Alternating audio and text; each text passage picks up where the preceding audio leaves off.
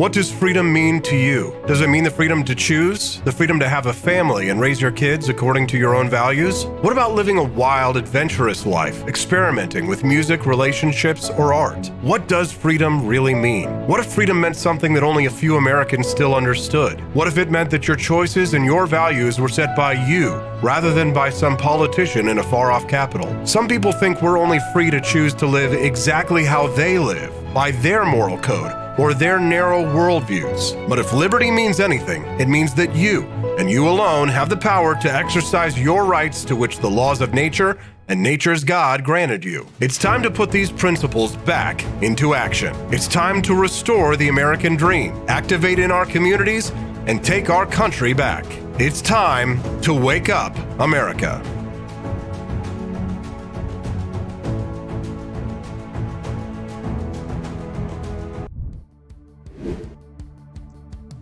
Good morning, it's 7:03. You're watching and listening to the Wake Up America show with Austin Peterson. Such a smile on my face today. I hope that you're feeling good. It's midterm day. Let's all vote to screw the other guy. The lesser of evils. Let's vote for free weed, hookers, and blackjack. How about legalizing shrooms? As a matter of fact, all those issues are on the ballot today, except for the hookers. Unless you count members of Congress as hookers, which I do. So vote for your favorite team's hooker, then do your civic duty. I've got Camellia Peterson at 8 a.m. and we're going to fight over marijuana. And then at 8:30 this morning, Mark McCloskey, the AR-15 gun guy, you know, the one who pointed him at Black Lives Matter, pew, pew, pew, without the pew, pew, pew. He's going to join me to break down what's at stake in the fight for freedom. What an exciting day. The exciting news has dropped. Let's give it a cheer for syndication. Are we excited about that? Woo! Yeah, if you're up early and you're watching the Wake Up America show with Austin Peterson, you've probably already heard the news because you've got to be some kind of crazy super fan to get up this early and tune into a political news podcast like this. I mean, what are you, some kind of psychopath? Oh, no. Don't talk bad about the fans, Austin. No, sorry about that. I just want to say thank you for everything that you have done to help make this show a success. We've got a brand new show that's going to happen called The Austin Peterson Show in the afternoons. This is syndication. Now, what does that mean exactly, syndication? A lot of people are asking me, Austin, you got a new show. Is it the same as the old show? Is the old show the new show? The new show the old show? Well, here's how this works. Explain it to you as simple as possible. Syndication means that you take a show, you produce it, and then you lease it to a station, and then they play it in that market, right? This is kind of how Rush Limbaugh got big, right? He had his Rush Limbaugh show, and he had his EIB network. And I have the Austin Peterson show and the Wake Up America show, and I'm leasing it to that network out there in St. Louis. That means that I'll be in a big market, the biggest market in Missouri, in St. Louis. St. Louis region gets parts of Illinois. 50,000 watt tower coming to this station, KRTK, in Chesterfield, Missouri. Big service area and a great opportunity. So what's going to happen? So does that mean that the Wake Up America show isn't going to happen or something like that? No. We're still going to do our 2-hour live show in the mornings, but there'll be a new show that will be created for the afternoons in St. Louis. Can you listen to it live in your car? Sure. If you live in the St. Louis area, yeah, absolutely. But what if you're not in the St. Louis area? You can't get it. Will you be able to hear it on the internet? Well, sure. The best way to be able to listen to the new show is going to be by downloading the app, right? KRTK, Real Talk KRTK on your Apple or your Android device. Just go to your app store and download the app. You can hear the new show. So what does that mean? Does that mean that, Wake Up America show is going to are they going to be the same show? The shows will be a little different. I might if I have a great interview in the morning, like say Tony Lavasco, right? Or Camellia Peterson, they did a really good job and we had a great interview. Will you be able to hear that on that show later? Yeah, sure. But I'm going to create new content for that show as well so that it will be tailored to that St. Louis audience, because that's a great way to build your audience out there. And it's a first step. It's a first big step. That means that what can happen is just like Rush Limbaugh did with his Rush Limbaugh show on the EIB network, Once I get secure and confident, get my feet underneath me there in St. Louis, then I'm going to turn and look at Kansas City, look in Springfield, Missouri, maybe Southeast Missouri, see what we can do to try and build up, build up, build up, build up so that the message of liberty can be heard. And hopefully one day it'll be heard from sea to shining sea, like we are right now on the internet in the Wake Up America show. I know it's strange. It's a little bit odd. It's difficult to kind of understand how this all works. If you have any questions, feel free to send them in. 573-319-1586. You helped to make this happen. Members of the Cantina crew, our monthly Patriot Pledger supports. We're super grateful to you. Thank you so much for all of your support. Somebody texted in and said, congrats and good luck. Don't forget to join us tomorrow night. Remind me what's happening tomorrow night. Somebody let me know. They texted me this yesterday at 8:00 p.m. Yes. So, anyways, let's go ahead and get to the news here because obviously we're on election day, and as you can see, I've got my "I voted" sticker right there on my boobs. So I have prostituted myself. Midterm election 22: a guide to the issues and races to watch this morning. I'm reading from the Wall Street Journal about the issues to watch. Fascinating. What's at stake on the ballot. First up here in Missouri, the U.S. Senate race. Let's talk about that very briefly. Eric Schmidt, who is Missouri's Attorney General, is on the ballot against Trudy Bush Valentine, the Democrat who has run a very lackluster campaign. I mean, obviously, Missouri is a deep red state, so the expectation was always going to be that the Republican was going to win it. But you would have thought that the Democrats would have at least made some kind of a play. And the thing is that, if to have an innovative campaign, you don't necessarily have to have a lot of money. But if you have a lot of money, you could run a very exciting campaign. Camellia Peterson is distracting me with her messages over on the on my Facebook and telling me your election watch tonight. Yes, I need to remind listeners that I will be live tonight. My new show starts today. I will be doing my show live from Chesterfield, Missouri. The Austin Peterson Show debuts today at 2 p.m. Central Time. If you want to be able to tune in to my brand new show, it happens today at 2 p.m. And you can download the Real Talk KRTK app, and you can actually talk to me there live, send me messages through that KRTK app. It'll be really awesome. And then from 7 to 10 p.m. tonight, I will be live doing election coverage from 7 to 10 p.m. Central. So thank you, Camellia, for that reminder. I'm super grateful for that. And we'll talk to Camellia, of course, live and on camera this morning at 8 a.m., where we can fight about marijuana and things like that. Fight over the marijuana, so some people would have us do, but no, we're not. So anyways, all right, so U.S. Senate race this morning, went and voted. Obviously, I voted for Eric Schmidt because I think that he will be a very good conservative leader in the Senate. He may not be Rand Paul hardcore liberty as much as we are, but I think he's probably maybe a little closer to Ted Cruz. But Ted Cruz votes with us maybe 70-80% of the time, which I think is, reminds me of that old Ronald Reagan adage, 80% friend is not 20% enemy. And I think that I do believe that Eric Schmidt will do a very good job. Also on the ballot in Missouri was the legalization of recreational cannabis. We already had medical cannabis here in the state of Missouri, which was rolled out to a program that is kind of a mess and a lot of accusations of corruption.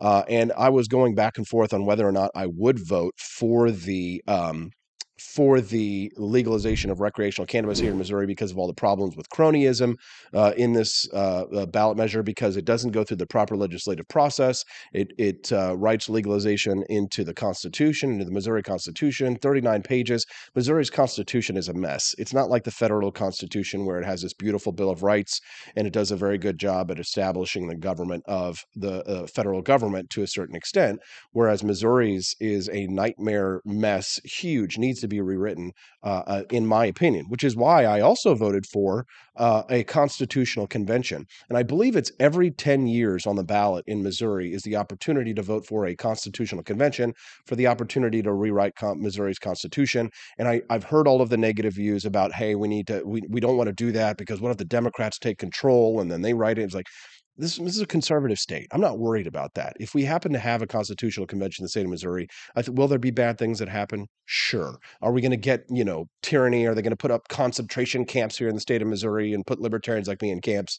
No, it's not. That's not going to happen. But we might actually get to fix the bad ballot language that will be placed in the Constitution if Missouri voters decide to legalize recreational cannabis today in the state of Missouri, which I voted for despite the protestations of many of my libertarian friends. And I'll tell you why. The number one reason why is because, despite the fact that I believe that this should be done through the proper legislative processes, I have spent the last 3 years of my life on talk radio interviewing dozens of Missouri lawmakers, Republicans, Democrats, independent leaning centrist types. Dozens and dozens of the lawmakers in the state of Missouri have come onto my program and talked to me about the legalization of cannabis. I asked them all this question. And the plain fact is that most of these, especially mostly Republicans, are not going to vote to legalize cannabis recreationally here in the state of Missouri through the proper legislative process. They're just not going to do it. And part of it is cowardice, I believe. They're afraid of their voters, and they believe that if their voters don't want it, that they shouldn't do it. Which you could reasonably understand why they would do that. But the fact is that they're not going to do it. And they've had plenty of good opportunities to do it. They've had plenty of good legislation in front of them, and they just knock it down. They don't vote for it. So the problem is that we're probably not going to see very good legislation. And if we do see good legislation here in the state of Missouri, then we are definitely then the legislators are definitely not going to vote for it here in the state of Missouri. And do I think that we could, possibly get better ballot language than what we have right now? Yeah, possible. Excuse me, my lips are very dry. It's possible we could get better ballot language, but how long are we going to keep locking people up? 2 more years, right? 4 more years. We're going to keep locking people up for this plant for the mostly harmless plant. I will say it's not entirely harmless, because I do think that there are people who are harmed by cannabis. When I say harmed, I say that it's they bankrupt themselves. They are addicted, and I think that there probably are some negative secondary impacts. You shouldn't smoke anything, right? But I mean, the fact of the matter is that I think that the harms of criminalization are worse than the harms of legalization. It's really just a bad batch all around. But I do think that the good is outweighed by the bad. My father, John D. Peterson, just texted me this morning and said that the polls were packed, a line all the way out the door at 6:30. Yeah, there were lines forming this morning when I was there at 6 a.m. So it's yeah, it was definitely very busy. A lot of people who are wanting to vote this morning, and I think it's going to be a red wave. What do you think about that? Send me a text, 573-319-1586. Well, Kathy Jo Lloyd texted me this morning and said it's every 20 years that we have an opportunity to vote for a constitutional convention. She says, I guess we'll disagree on the amendments today. I understand. One listener from the 816 texted in this morning, Andy Maidman. He says, I'm no prostitute, but you can vote Andy Maidman in North Missouri. Andy Opperman texts in this morning and says, congratulations, Austin. Thank you very much. Appreciate that, Andy. Very grateful. My friend Liz Fanning Press says that she says you can take what you can get. You got to play the game. I do the same. What about you? We got lots more to break down. Lots more to discuss. Gambling, marijuana, and taxing the rich are on the midterm ballots in 37 states. Voters weighing in on a range of issues today. We'll talk about legalizing sports betting, all kinds of fun stuff. A guide to the issues to watch. Did you know that in Colorado, they're actually going to get to vote to legalize mushrooms? What are they doing? Colorado's going to be wild and crazy. Rocky Mountain High, Colorado. Boy, John Denver was full of you know what. We'll be back with more on the Wake Up America show and the Austin Peterson show later today at 2 p.m. at wakeupAmericaShow.com.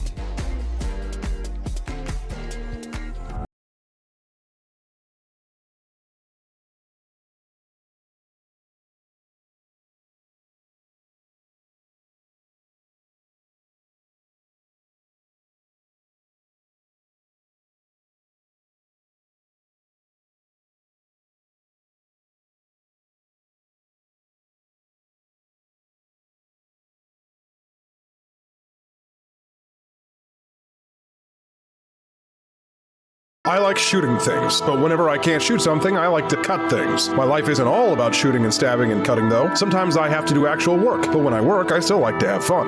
And there's nothing less fun than trying to cut with a crappy knife. Thankfully, from the ancient sect of Christian knights, who also loved cutting and stabbing, comes a new implement that has received my personal blessing, the Templar knife.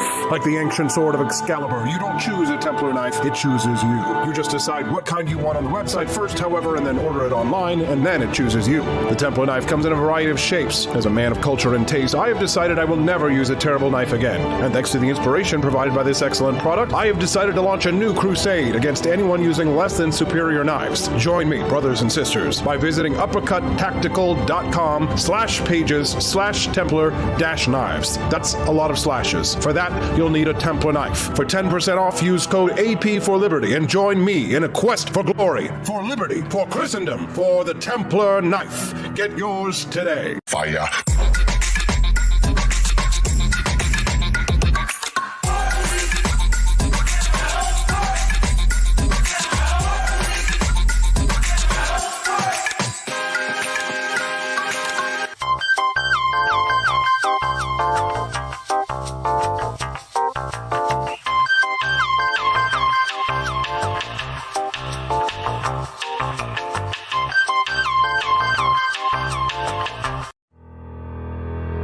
Your printing company stinks. They charge you too much money and they don't love America enough. We've got the solution. Patriot Printing USA. Whether you're running for office, saving souls, or just need business cards that will get you the new job you've been looking for, Patriot Printing USA has got you covered with the best prices around. Palm cards, brochures, bumper stickers, door hangers, you name it, we've got it. PatriotPrintingUSA.com. That's PatriotPrintingUSA.com.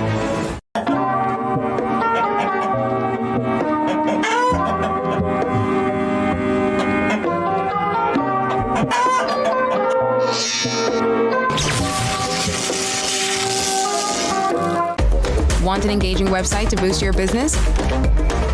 You're just a click away from 5-star Fiverr talent. Hundreds of freelancer skills like web design. Head to Fiverr.com today and get something started.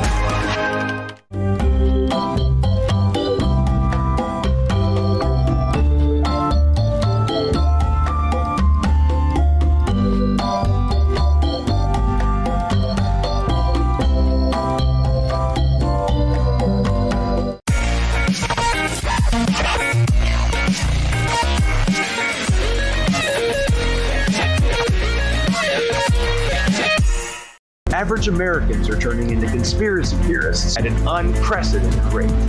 Flip City Magazine was created for new converts to aid in their in-depth research along the path of absolute truth. We offer the hardest-hitting news and opinion delivered uncensored in print directly to your door. Display proudly on your coffee table or hide discreetly under your mattress. Flip City is the magazine they don't want you to see, much less read. Subscribe to Flip City Magazine today at flipcitymag.com.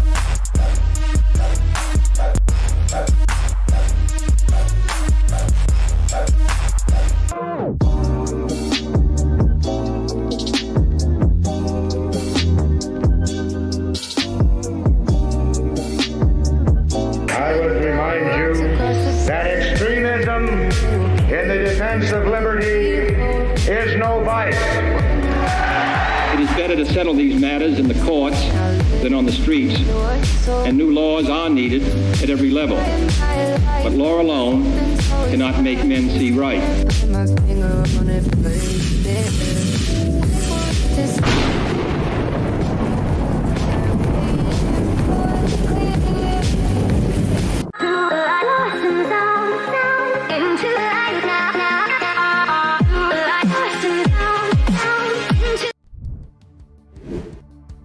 Good morning at 7:20. You're watching and listening to the Wake Up America show with Austin Peterson. Well, Americans are headed to the polls in the midterm elections, and it's likely to reshape the leadership of a divided nation. Republicans are favored to take the House majority, and some Senate and governor's races are too close to call, writes the Wall Street Journal. Candidates and party leaders have been making their closing pitches. There's been a lot of voters out there who are very unhappy. What are they unhappy about? Mostly the state of the economy. Highest inflation in 4 decades, and a lot of economic uncertainty out there. Have you opened up your 401k lately? Have you looked at your gasoline bill? How about your propane bill for those of you who live out in the rural areas? Other issues of note, abortion access. Yeah, access to abortions. It does drive some people to the polls. And of course, with Roe v. Wade being overturned, there are going to be a lot of people out there who are going to go to the polls today and say, I need to kill the babies. Kill the babies. I reckon I got a reason to kill them babies. And of course, crime is another major issue. Republicans have to get 5 seats to regain the majority in the House of Representatives.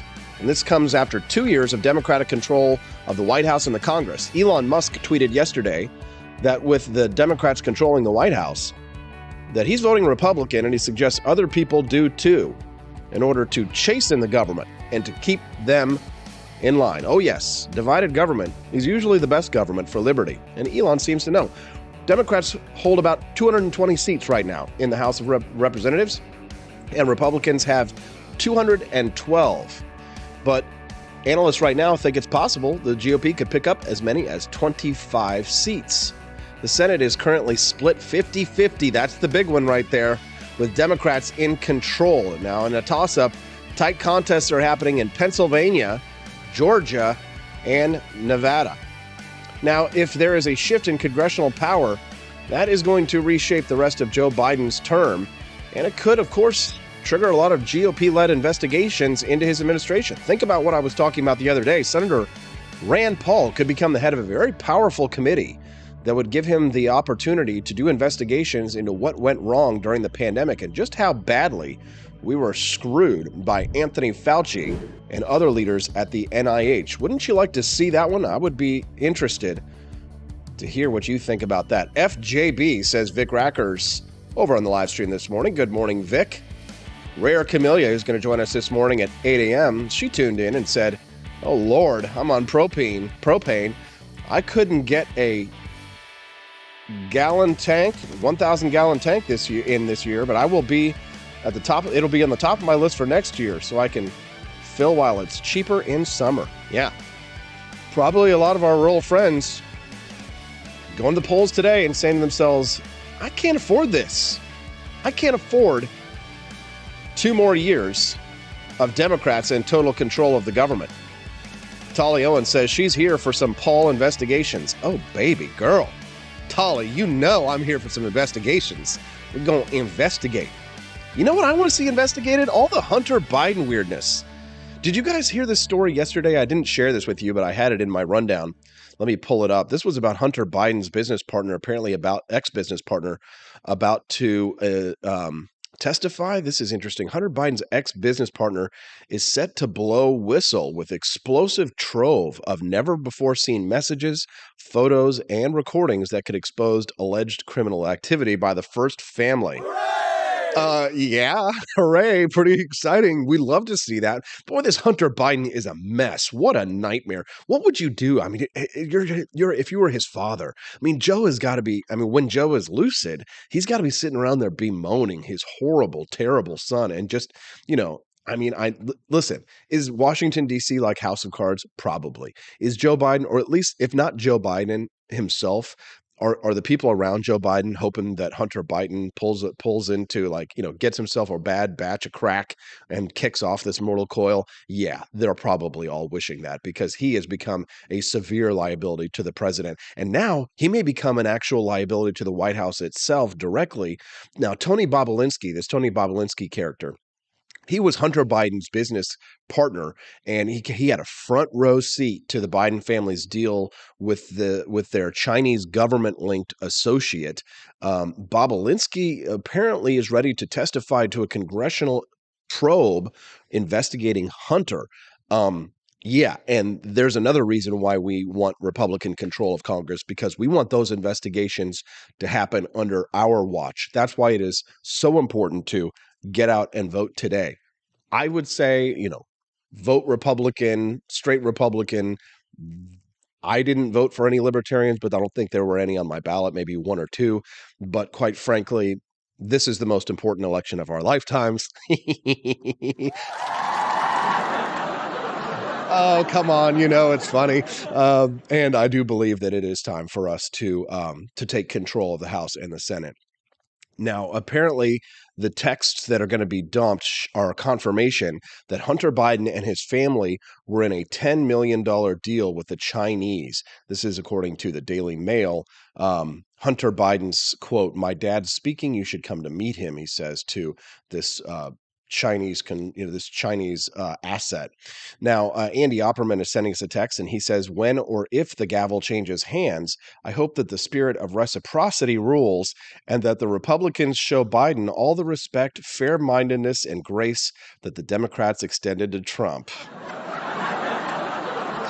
Very funny. Very, very funny. Yes, another listener texted in this morning, said, alleged on terms of Hunter Biden. He is a liability to the United States. I believe so. He probably is an actual national security risk. Definitely something that we're going to be looking out for and keeping an eye on if Republicans do take the House and the Senate today. The Senate's at stake. It's a big election, and I'll be curious to see what happens today. Tony Allegra says, "How dare you? How dare you? How dare you?" Nerd Bands for Liberty says, "I'm not voting for Jerry Moran." Yeah, it's your vote. You do with it as you please. Hunter is the key to everything wrong with Joe. We've got to go after him. They have all of the evidence that they need. Or is Joe the key to everything wrong with Hunter, says Albert Krockenfels. Good morning, Albert. Thank you so much for joining us on the program this morning. We've got lots of great show left to go. The Catherine Lucy over at the Wall Street Journal was talking about what's these kind of swing voters, the ones that are that we're really counting on to have a red wave. Catherine Lucy writes about white suburban women, and we've discussed this in the last week about how what an important voting component they are. 20% of the electorate, suburban white women, they really helped the Democrats to get their victories in House races in 2018. And Democrats had been hopeful that abortion was going to motivate this group in the midterms following that Supreme Court decision to overturn Roe versus Wade. But that has not been the case. The share of suburban white women has shifted towards the Republicans and away from the Democrats due to economic issues. Republicans are favored in congressional races with this group by 15 percentage points. Now, in the Journal's August poll, they were favoring Democrats by 12 points. So the Republicans have actually been increasing their polling with white suburban women as time has gone on. It's because of voters' views of the economy, right? People have gotten more pessimistic since August. 54% of them say that they think the U.S. is already in a recession, and 74% say the economy is headed in the wrong direction, compared with 43% and 59% in the August poll. So, white suburban ladies might be the ones to hand Republicans control. Not helping that African Americans are starting to move towards the GOP. Hispanics are starting to move towards the GOP. But it all doesn't matter if you don't get out to vote. Get out there today and vote. Or don't vote. Again, free country. Do as you please. Coming up next, I spoke to Corey DeAngelis yesterday about where education is on the ballot. Big issue. Most people think it's the biggest issue. Is our children learning? We'll talk to Corey about that when we get back on the Wake Up America Show at wakeupamericashow.com.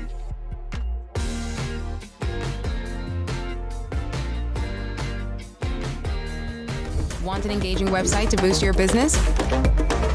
You're just a click away from 5-star Fiverr talent. Hundreds of freelancer skills like web design. Head to Fiverr.com today and get something started. American conservatism is distinct, like America is distinct from the United Kingdom. American conservatism's roots comes out of the Wild West, out of pioneerism. The difference between American conservatives and European conservatives is that Americans are cowboys. We are that God, guns, gold, and girls. It's wild here. And we should stay that way. We shouldn't allow a European version of conservatism to come and infect us here. We like it wide open spaces here, deep in the heart of Texas and all that.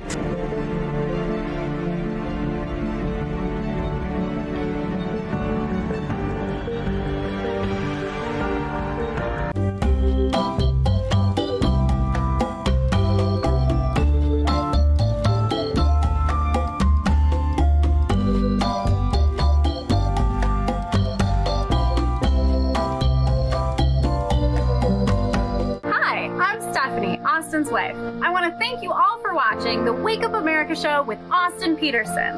This show has been a huge venture for our family, so we would love it if you could join us. I believe in liberty, and I believe in Austin's ability to spread the ideas of liberty. Do you? I want to ask you today to join Peterson's Patriots with a pledge of $17.76 a month. Help us to stay cancel-proof so we can spread the message of limited government across the country. I joined Peterson's Patriots myself, just in a little different way. Visit wakeupAmericaShow.com/support and make your pledge today.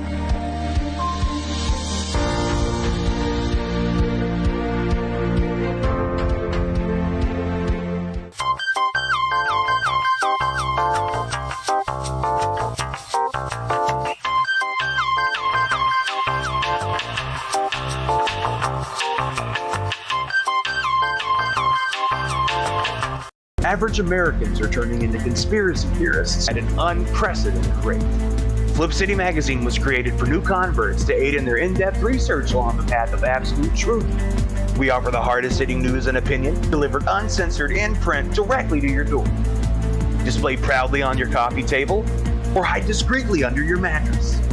Flip City is the magazine they don't want you to see, much less read. Subscribe to Flip City Magazine today at flipcitymag.com.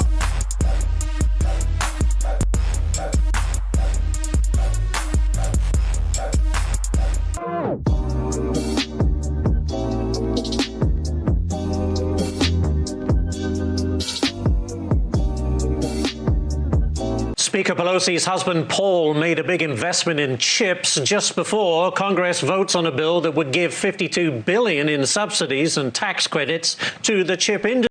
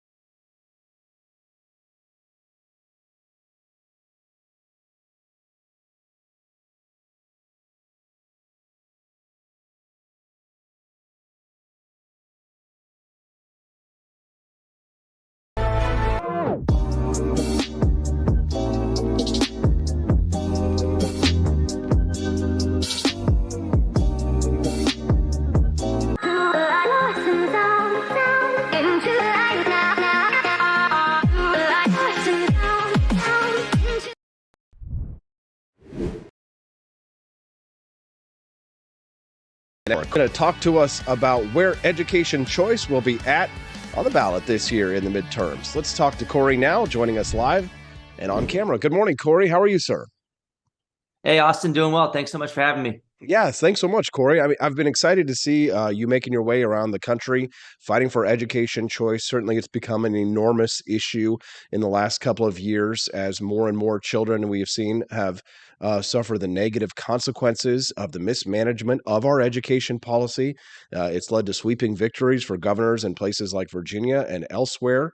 And now with less than 24 hours until the midterm elections will be decided, Corey, where is education reform or school choice or our best prospects for progress in education at on the ballot? Yeah, look, you're right. We've already seen some victories, including in places like Virginia, where Glenn Youngkin won on the issue of education in a state that went 10 points to Biden just the year before. When we're looking at the midterms this year, I've been looking at the governor's races. I mean, these governor's races could lead to drastic education reform in certain places like Wisconsin. So you have incumbent Tony Evers, for example, a Democrat, vetoed a ton of education reform bills, including school choice for all earlier this year. It would have expanded kind of like in Arizona, where they have every family, regardless of income, can take their kids' education dollars to the public, private, or charter school of their choosing. Tony Evers was sent a bill to do that. It was vetoed. And Real Clear Politics projects that Evers is going to lose to is a Republican opponent, Tim Mickles, who's a huge supporter of school choice. So that would be a major shift in education freedom. Looking at Arizona, you have Carrie Lake. She's a staunch supporter of education freedom. She wants to expand, even though Arizona has the gold standard of school choice with all families eligible. She wants to increase the amount of funding that follows the child. Right now, it's just the state funding. Well, there's also local funding as well that the public schools currently get to keep in Arizona. So that would be a shift, a race that I'm watching tomorrow night. One of the biggest upsets, which would be, I think, even bigger than the Glenn Youngkin victory, would be Tudor Dixon in Michigan. She's running against Gretchen Whitmer, the Democrat incumbent, who locked down businesses for such a long time and even lied during the debate, the final debate, about how long schools were closed. She said kids were only out for 3 months. Kids were only out of school for 3 months.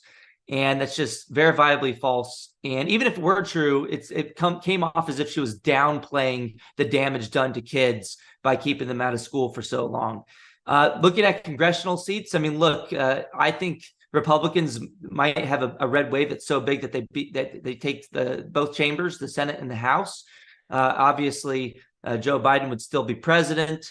So not much is going to change at the federal level on the school choice front. And most of the action on school choice that's important anyway is at the state level.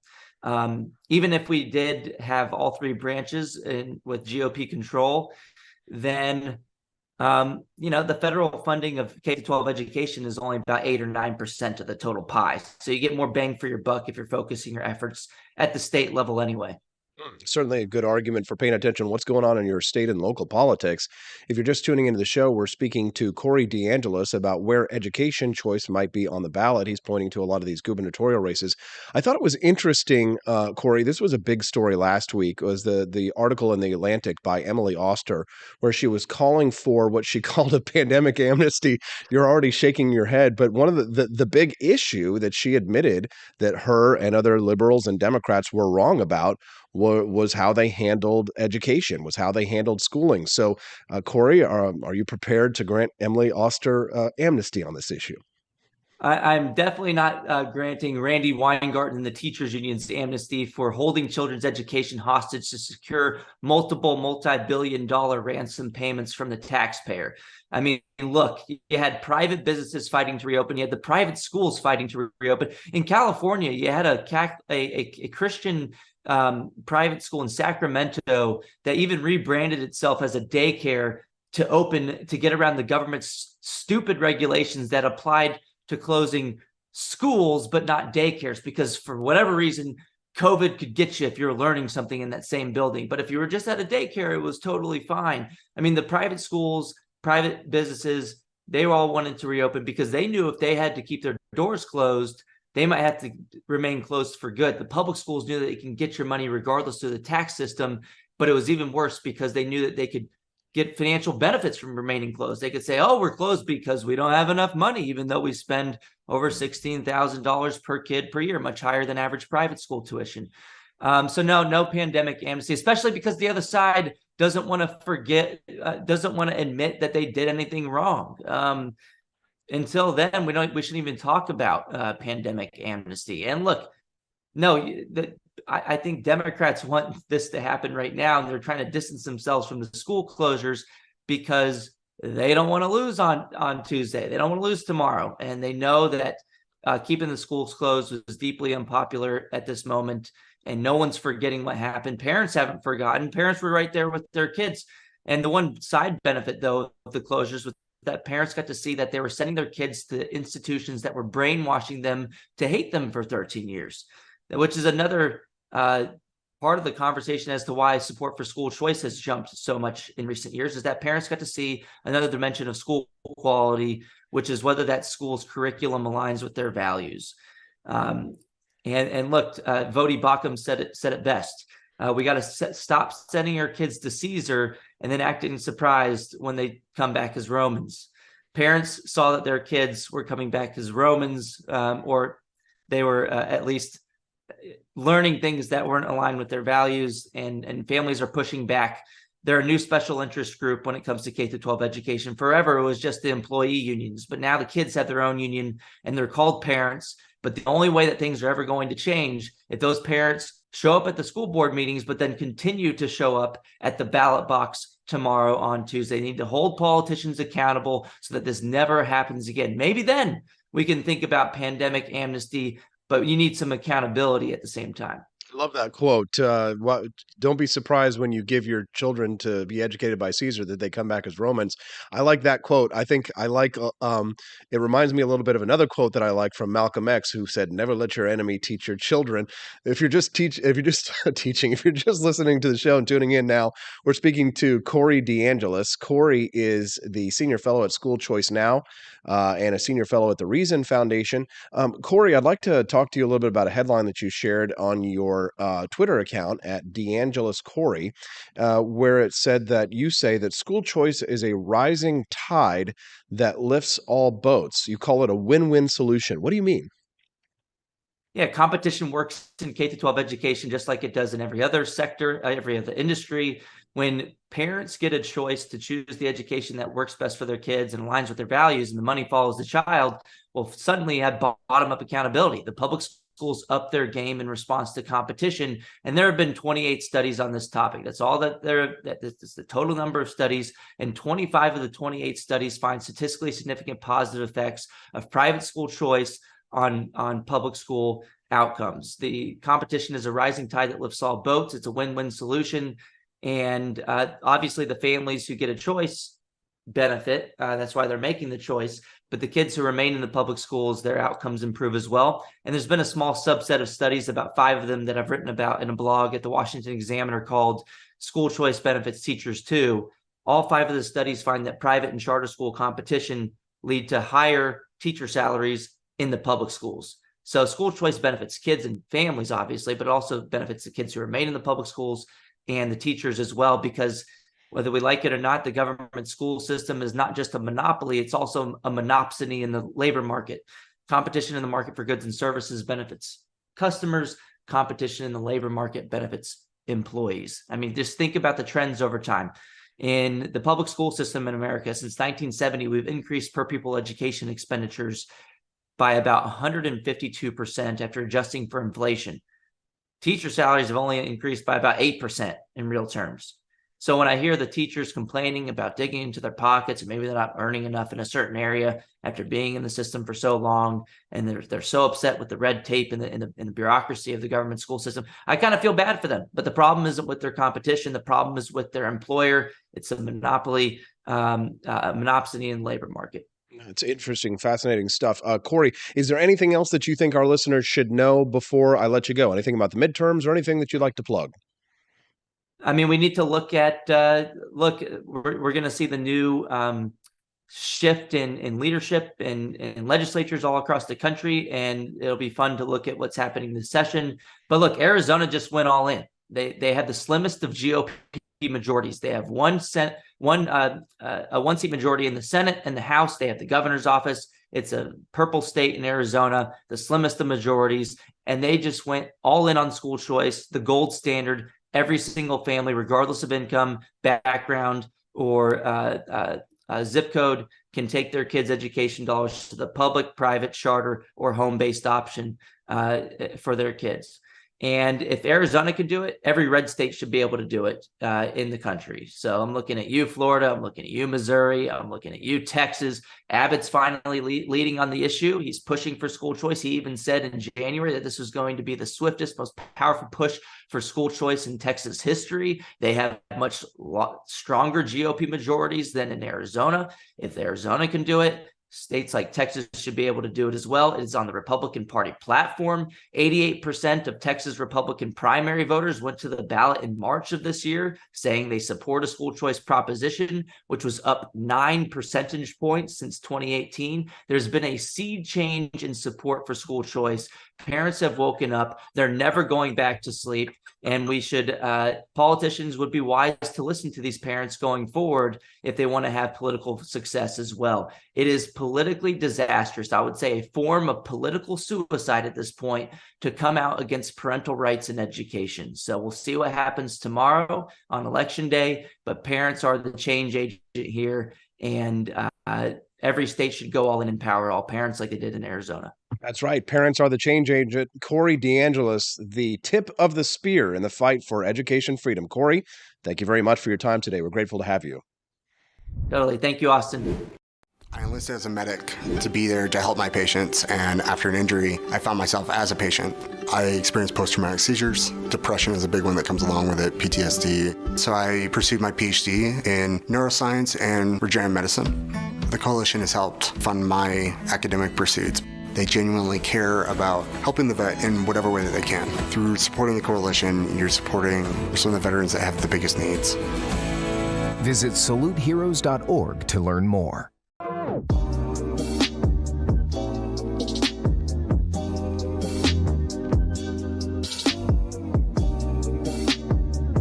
If there wasn't going to be somebody who was a fiery champion of liberty, somebody who would get out there and who would be aggressive, and if they wouldn't do it with more fire or passion than I had, then I would go and I would fight this battle for us.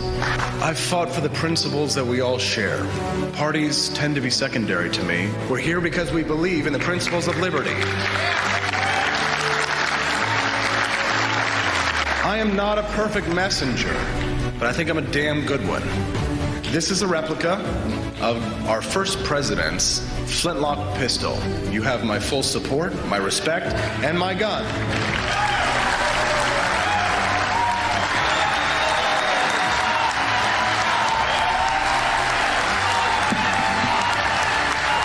Thank you, Governor.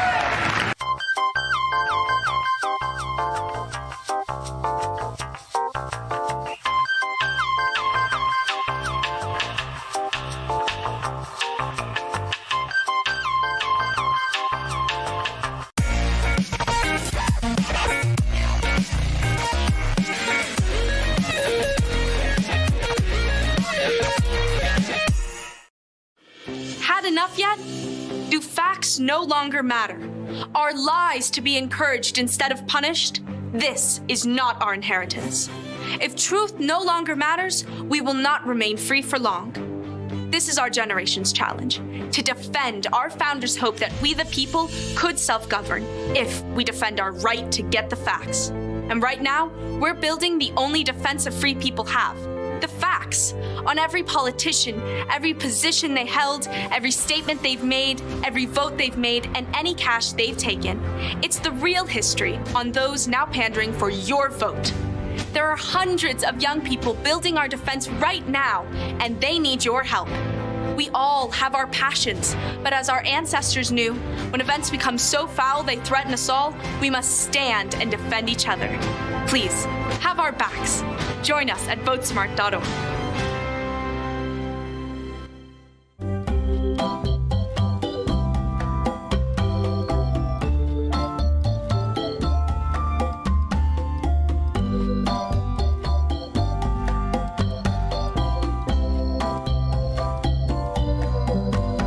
What would happen if I had to pick up the phone, call 911 for one of my family members or one of my neighbors? What would I do if no one was on the other end to respond? What if there was no 911? You can be a part of the solution. Anybody can be a firefighter. Male, female, younger, older. We have school teachers. We have leaders in business. Is me, you, anyone that wants to be. There is no typical firefighter.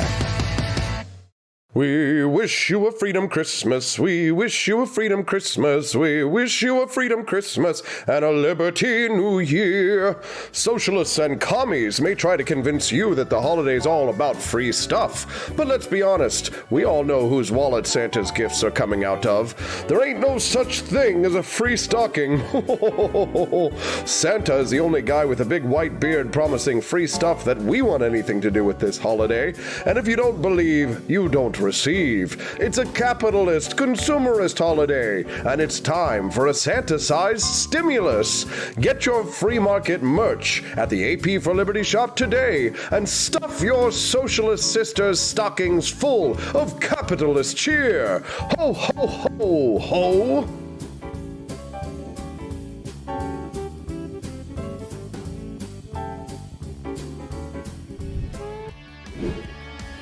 Good morning. Happy Election Day. It's Tuesday, November the 8th, and it's 7:51 in the morning. You're watching and listening to the Wake Up America Show with Austin Peterson at wakeupAmericaShow.com. Happy Syndication Day. Today is an exciting day. If you haven't heard the news yet, my new show premieres today on the radio in St. Louis. It's called The Austin Peterson Show. What a great name. It's an awesome name. And it's a new show that will air from 2 to 3 p.m. on Central Time on KRTK Real Talk 93.3 in Chesterfield, Missouri. It's going to be a 50,000 watts tower. That's a big one. Means it's going to hit a lot of people. Big audience for that new show. If you're not in the St. Louis region and you still want to listen to the new show, you can. Don't worry. Wake Up America show is still going to happen. It's just going to be another show. Why not? 2 shows a day? Hell yeah. Please. I majored in musical theater. 2 shows? We always did 2 shows on Sunday, Saturday, afternoon show, evening show, dinner theater. This afternoon, I will be debuting the brand new show live in studio in Chesterfield. So as soon as this is over, I'm going to go get in my pickup truck and drive out there to Chesterfield, meet my new, coworkers, and the new show launches at 2 p.m., 2 to 3 p.m., 1 hour long. And that's going to be great. Monday through Friday, 2 to 3 p.m. on KRTK in Chesterfield. You can download the app. That's what I would recommend you do right now.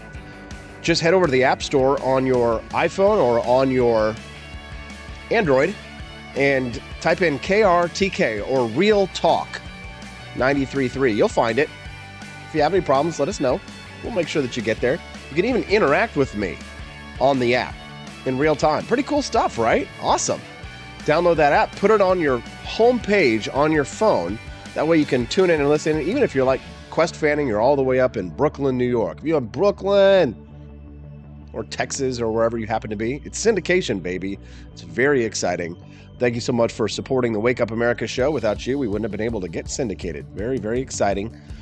Looks like Stephanie, my beautiful wife, is over there, and she's encouraging people to check out the AP for Liberty shop. Yeah, we've been really cranking it up. We've got lots of awesome holiday items in there. I say holiday because, of course, my beautiful wife is Jewish, so we've got a beautiful little Hanukkah dog costume in there for you, for your dog to wear for Hanukkah.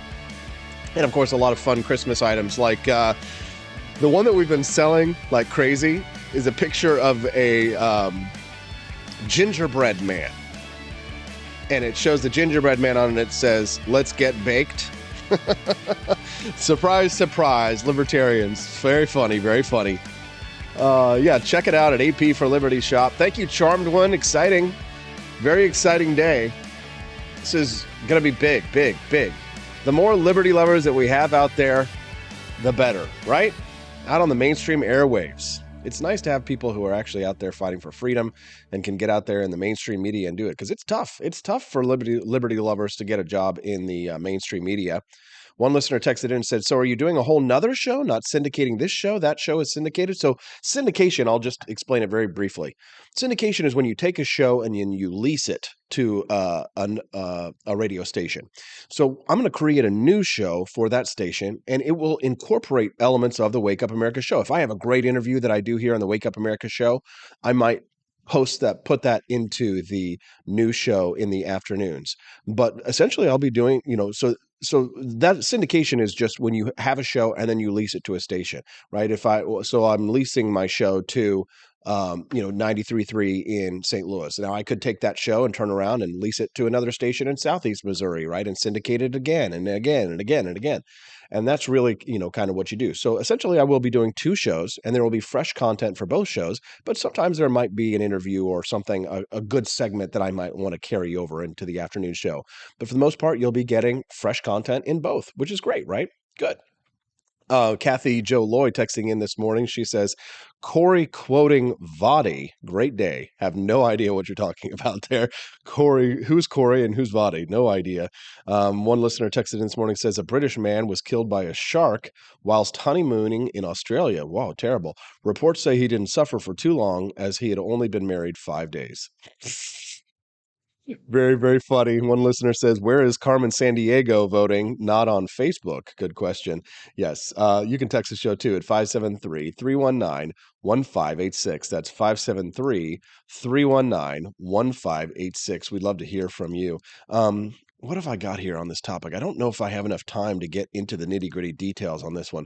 So sometimes when I find stories, there'll be a story within the story that I think is actually bigger than the actual news hook. Yesterday, I was reading this article in the Wall Street Journal about the Theranos founder, Elizabeth Holmes, who was denied a bid for a new trial. If you don't know who Elizabeth Holmes was, she essentially was the woman who defrauded people out of billions of dollars to start this company where they were going to do like 1-drop blood testing to be able to test for everything. And it was all this fake. And she acted really weird. And like she was this technology master. And like she talked in this really like fake deep voice when she would go out in public, and she would talk like this. And it was just, and her eyes were always bugged out of her head and all this stuff. But what the story within the story was I read that she was pregnant. She's likely to go to jail, possibly 20 years for this, for the crimes that she committed for defrauding investors. But what was interesting, the story to me was that she's pregnant, right? And it made me ask the question, what happens if you're pregnant in jail? Now, she's a pretty little white girl with blue eyes, so they do get treated a little bit differently often. She might, and because it was a white collar crime, she might not be going to a prison where they're going to beat the crap out of her. But, the question is what happens when you're pregnant behind bars? And honestly, this was really the fascinating story to me, because I never really thought about it before. What happens if you're pregnant and you get thrown in jail? Well, there are no national standards that exist for what to do with pregnant women. It's kind of, touch and go when it comes to each state's jails. The medical care that pregnant women receive behind bars varies widely depending on the state and the facility and whether the women are in federal custody. Some women actually have given birth alone in their cells.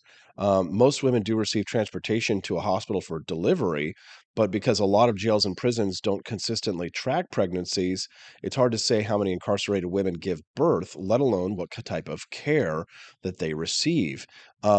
It's a fascinating question here because, on one hand, if let's say the mother committed an actual crime of violence, not the kind of crimes that, that you would typically think of, like, necessarily white collar crime, or, if she sold a little weed or whatever it was, right? She didn't harm anybody in that sense. But if she actually committed, a crime of harm, then the question is that, the baby, of course, is innocent, right? So how do you, in order to enforce properly the punishment that should be accorded to the mother, how do you protect the baby from that punishment? That's a really difficult question, isn't it? I wonder what you think about that. Send me a text at 573-319-1586. That's 573-319-1586. But before we do, I have to play this clip of Joe Biden speaking at a historically black college when he's doing this get out the vote stuff. Listen to our commander-in-chief. Before I take you to break, take a listen to Joe Biden, what he had to say to young African Americans at an HBCU in Maryland. Dollars I put in the budget for HBCUs. You know why? HBCUs don't have the endowments others have, but guess what? You're just as smart, you're just as bright, you're just as good as any college in America. Dollars I put. Just as smart, you're just as bright, you're just as good as any college in America. Dollars I put in the budget for HBCUs. You know why? HBCUs don't have the endowments others have, but guess what? You're just as smart, you're just as bright, you're just as good as any college in America. Talk about patronizing. Talk about patronizing. That's your president, your commander-in-chief, talking to young black students. You're just as smart, you're just as bright. Oh, God. So clean, so articulate. That's your president, ladies and gentlemen. Go out and vote like your life depended on it. We'll be back with Camellia Peterson. We're going to fight over weed when we get back on the Wake Up America Show at wakeupAmericaShow.com.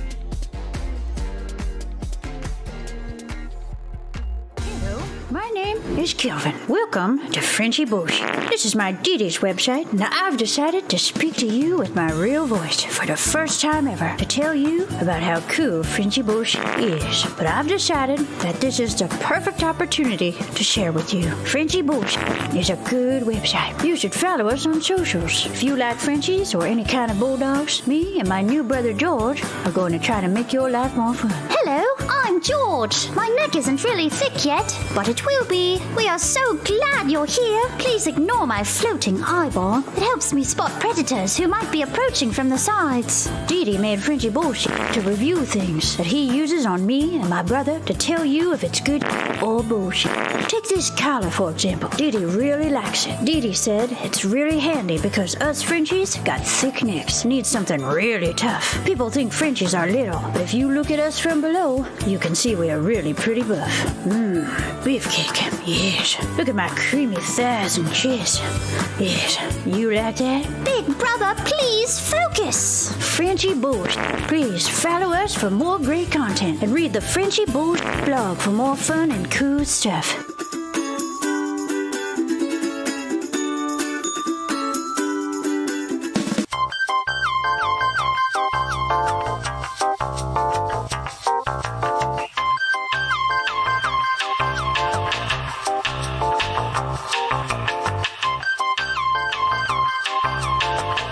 I'm a public defender. I am a public defender. I'm proud to be a public defender. 80% of Americans accused of a crime will get appointed a public defender. Everybody from a speeding ticket to capital murder. For every dollar we spend on public defenders, we spend $3 on prosecutors. Public defenders have to do pretty much everything on their own. Social workers, counselors. Investigating is another piece of it. The average public defender holds 300 cases annually. You never feel like there's enough time. Public defenders have health issues all the time. A lot of people give up and say, I can't do this work anymore. Gideon's Promise trains, mentors, and supports public defenders. There are a lot of people who say that they would not still be public defenders, but for Gideon's Promise. It's fueled me to continue on in this fight. Gideon's Promise has changed the face of public defense. People see us as troublemakers. Good trouble only. We don't make it easy. It should not be easy to take away someone's liberty.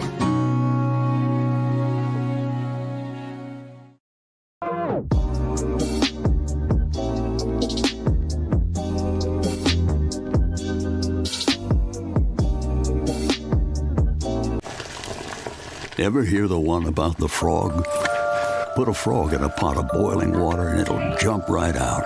Here's my resume again. But put a frog in a pot of cool water and slowly heat it up, and that frog will boil.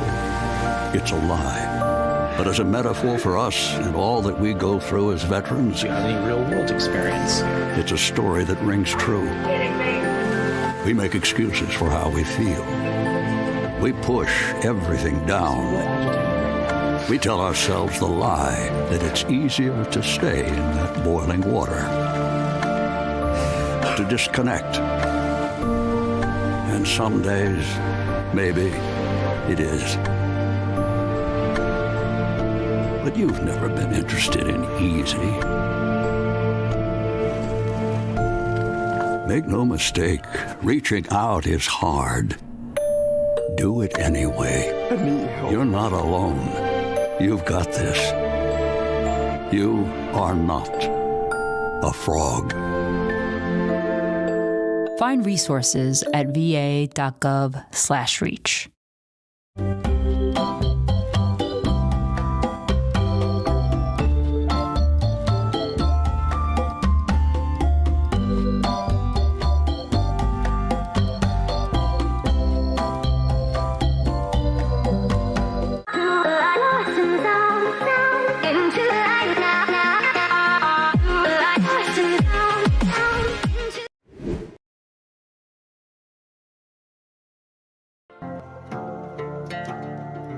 In order to save a native fish species in Montana's Glacier National Park, Park Service officials want to use rat poison to kill off a non-native species that Park Service officials put in the lake 100 years ago. In the early 1900s, government Park Service officials artificially stocked Gunsight Lake with rainbow trout to improve recreational fishing opportunities. Since then, the rainbow trout's population has increased, and through hybridization now threatens the existence of a different species of trout native to surrounding waterways. Rat poison that government officials want to use has been banned since 2005, is toxic to animals and humans, and has been linked to Parkinson's disease. This poison is a naturally derived compound and breaks down when exposed to sunlight, and officials can use other neutralizing agents downstream to limit contamination. The National Park Service has similar plans for waterways in the Grand Canyon as well. The federal government has confirmed a nationwide shortage of Adderall, months after nearly 2/3 of community pharmacies reported that they were having trouble filling prescriptions. And despite this shortage, the federal government also indicates that it will not raise the drug's production quota for next year. In case you didn't already know, Adderall is a federally controlled substance because of its potential for abuse, and patients in most states can only pick up 1 month's supply at a time, and generally can only do so a few days before their previous prescription runs out. In response to the current shortage, the Food and Drug Administration has recommended that patients speak with their providers about finding alternative methods for treatment. The Drug Enforcement Agency, more commonly referred to as the DEA, every year sets up a production quota for Adderall to establish the quantities made for medical, scientific, and industrial use. Prescriptions for Adderall last year were up 10.4% compared to 2020. Between then and now, in response to the COVID-19 pandemic, officials had relaxed federal rules that had required traditional in-person examinations before the prescription of addictive drugs.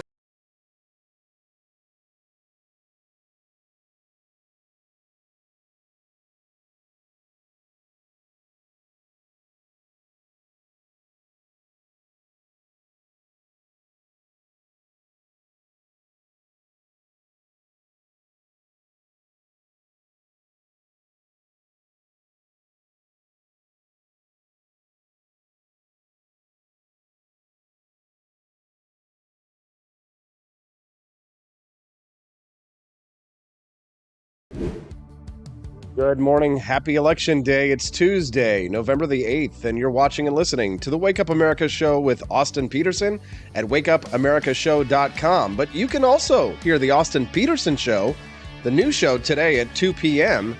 Joining me now is my next guest, who will also be joining me for my premiere on Real Talk 93.3 KRTK in St. Louis, Camellia Peterson. We get a double dose of her today. I don't know if we can stand it. Good morning, CJ. How are you today?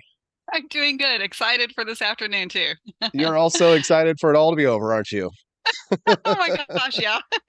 You've been Today's knocking the day. Yes, you've been knocking doors like crazy. You work at Americans for Prosperity, as well as wearing many other hats, Camellia. You've been knocking on doors, talking to people. Boy, you've got some funny stories too. Will you just share with us real quick this funny story about this lady who wouldn't talk to you unless you knew exact position on abortion for whatever this candidate was? What was that? Oh my gosh. Yeah, that was really one of the more, usually most of my experiences with people at the doors are overall positive, and I have some really great conversations with people. But this one is one I have not run into before, because for most people, the top issue is the economy. It's inflation, it's crime, those sort of issues. And the Roe v. Wade thing doesn't come up that much. But I walked up to this house, and there was a man outside the garage working, and, introduced myself. We're chatting about the election. And his wife walks out from the garage, and she says, "Where does the candidate?" Yeah, pretty much.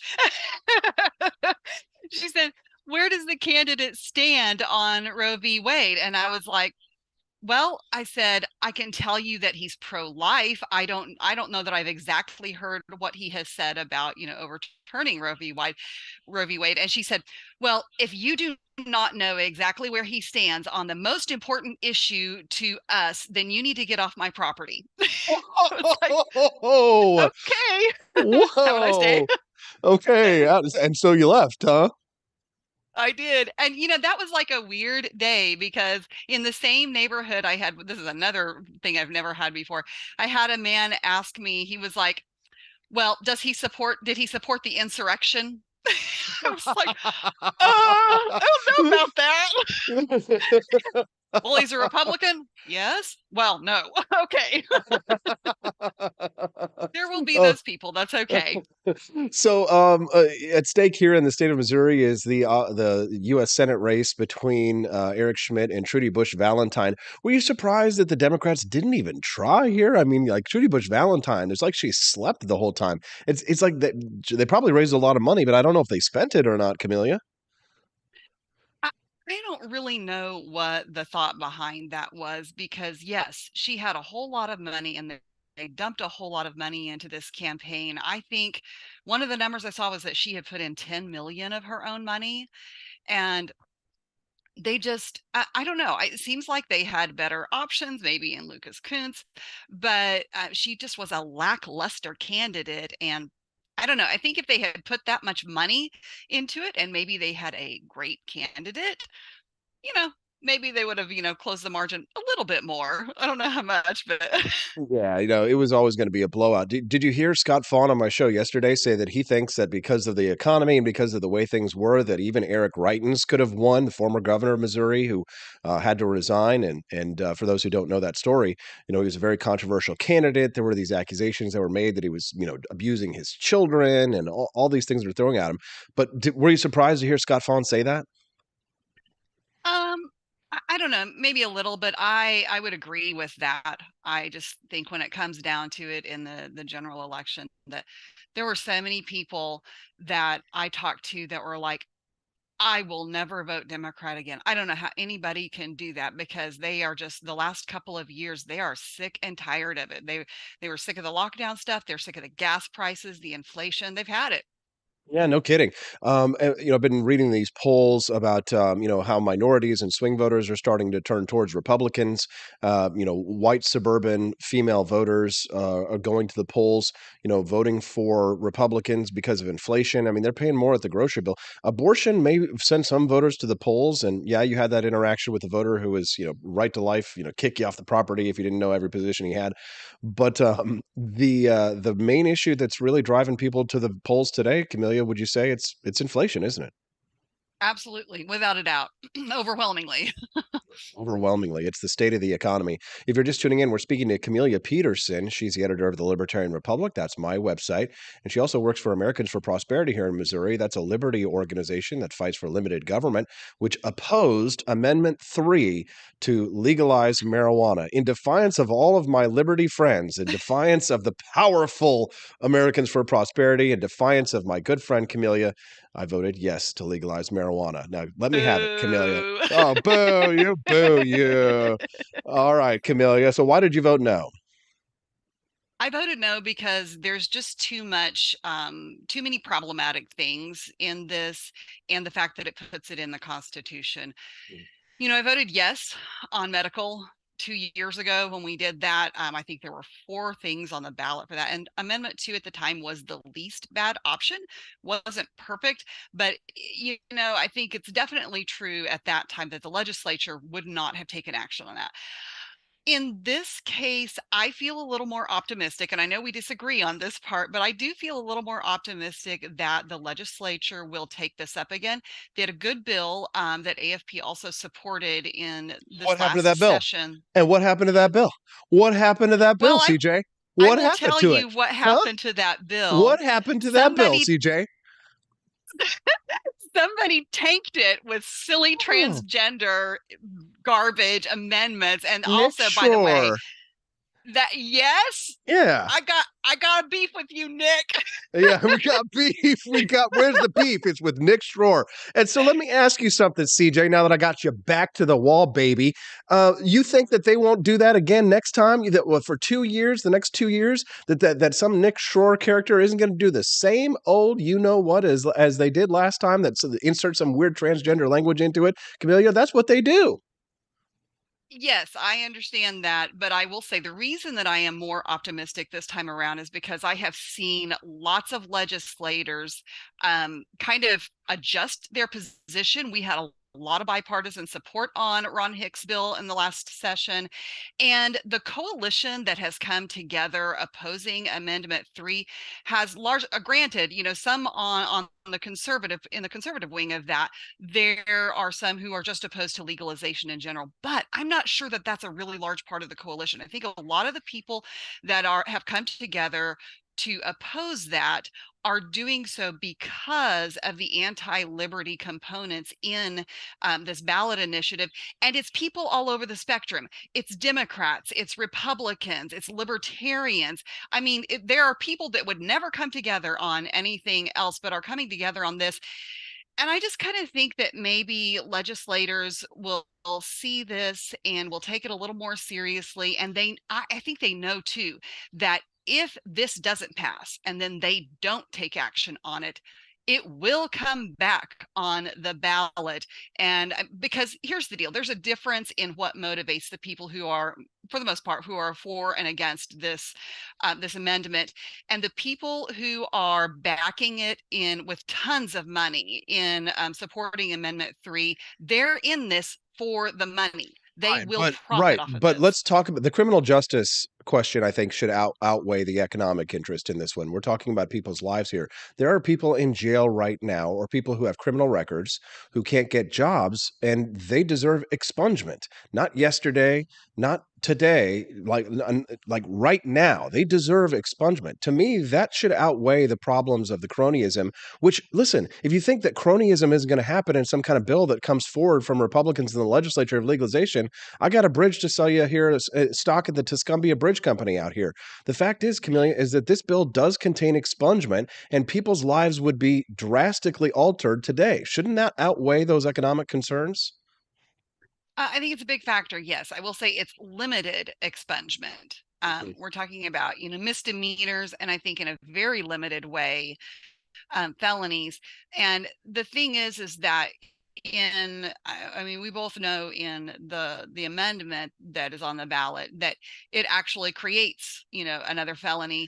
And the problem is that you are then putting people in prison, and there's really no good way to undo that. I think it's a pipe dream. This is going to be a There is a good challenge way, to get though, something but there good. is a good way to do it, and that is if we vote for a constitutional convention, which we have the opportunity to do every 20 years. Thank you to Kathy Jo Loy, who corrected me. Did you vote for a constitutional convention here in Missouri? I will admit that was my chaos vote. Yeah. So what is the constitutional convention vote for those who might not know, Camellia? So Kathy Jo Loy is right. It's every 20 years. It's in our Constitution that will be put on the ballot every 20 years. That says, should we have a constitutional revision convention where, we come together, look at the whole thing, and there's a number of things that they can choose to do or not to do in there. They could just change something. They could wipe the whole slate clean and start over. And a lot of about 3 years ago, I went to several series that the Show Me Institute put on that talked about this with Professor Dyer. And the history of it was really fascinating. The last time this was done was in the 40s. And at the time, though, the political makeup was much different then. And the problem that a lot of people have with how this is set up in the Constitution is that there are an equal number of Democrats and Republicans, and then you kind of have a tiebreaker person. And in the 40s, you had that, but there was that one person who both sides basically trusted to be pretty, nonpartisan, not as wasn't, really one way or the other, and they trusted that person's judgment. And there was probably a lot more overlap between Republicans and Democrats on some issues back then too. Much more partisan this time around. I do think that there would be some challenges with the risk of what we might come out with. That said, our Constitution has just ballooned, and every time we do these amendments on the ballot, it grows even more, and it's really, really hard to undo something that's in there. We have bingo gambling in the Constitution, for Pete's sake. There's a ton of stuff that we don't. Jeez. But the thing is, it's really I think it's a good idea, and the constitutional revision every 20 years comes from Thomas Jefferson. He did this in Virginia, and it's not something that he necessarily was a proponent of federally, but at the state level, he was basically saying that the state's constitution should reflect the constituents, the citizens of that state at the time. So, I think there's good arguments to do it. There's just a lot of concern for how it would be done, which is something we can change, but, not this time. If you're just tuning in, we're speaking to Camellia Peterson. We were talking about the possibility of a constitutional convention here in the state of Missouri, which is on the ballot. You can text the show at 573-319-1586. One last thing before I let you go. Camellia, are you excited for the new show? Yes. Congratulations, by the way. Thank you. Yeah, you knew before everybody else did, but that we were working up towards this. But it's been a long time coming, and it's I owe you a debt of gratitude, Camellia, for your support of the show. You're a monthly pledger to the Wake Up America show. I think the community that was built around the Wake Up America show definitely helped to make the case for why I should have a brand new show syndicated in St. Louis. So, Camellia, thank you.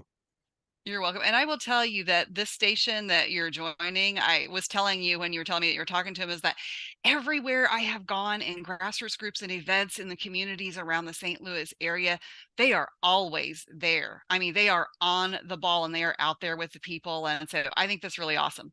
That's Real Talk KRTK. You can download the app so you can listen in. Camellia will be joining us joining me for my debut show today at 2 p.m. Central. Camellia, I see you live in person, in the flesh, in the studio later today in Chesterfield. Have a good one. See you in a while. See you in a little bit. Wow, exciting day. Did you like Camellia Peterson? Send us a text, 573-319-1586. Don't forget, I got Mark McCloskey coming up here at 8:30, and we'll be back on the Wake Up America Show at wakeupAmericaShow.com. Want an engaging website to boost your business? You're just a click away from 5-star Fiverr talent. Hundreds of freelancer skills like web design. Head to Fiverr.com today and get something started.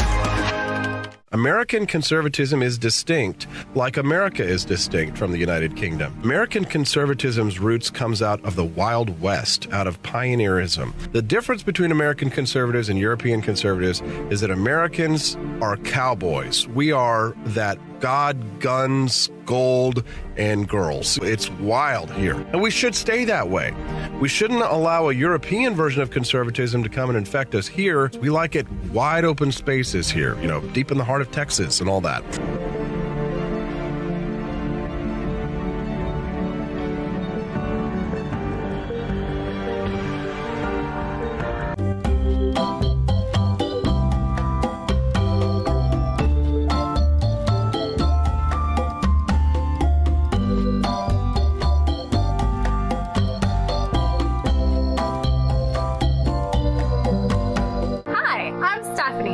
Wife. I want to thank you all for watching the Wake Up America Show with Austin Peterson. This show has been a huge venture for our family, so we would love it if you could join us. I believe in liberty, and I believe in Austin's ability to spread the ideas of liberty. Do you?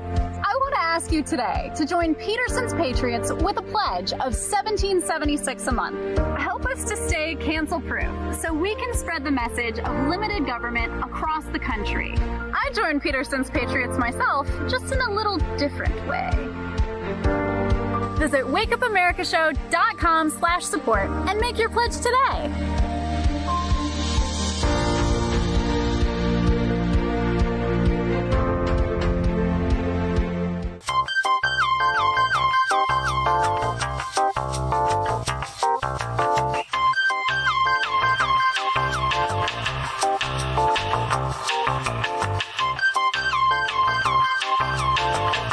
Average Americans are turning into conspiracy theorists at an unprecedented rate.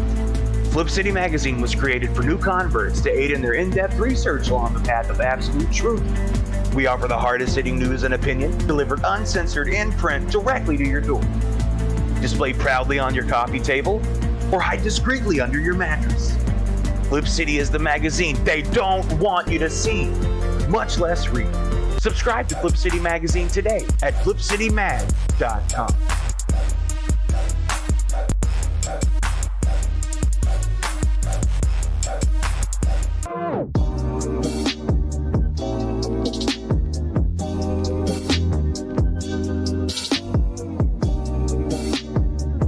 Speaker Pelosi's husband, Paul, made a big investment in chips just before Congress votes on a bill that would give $52 billion in subsidies and tax credits to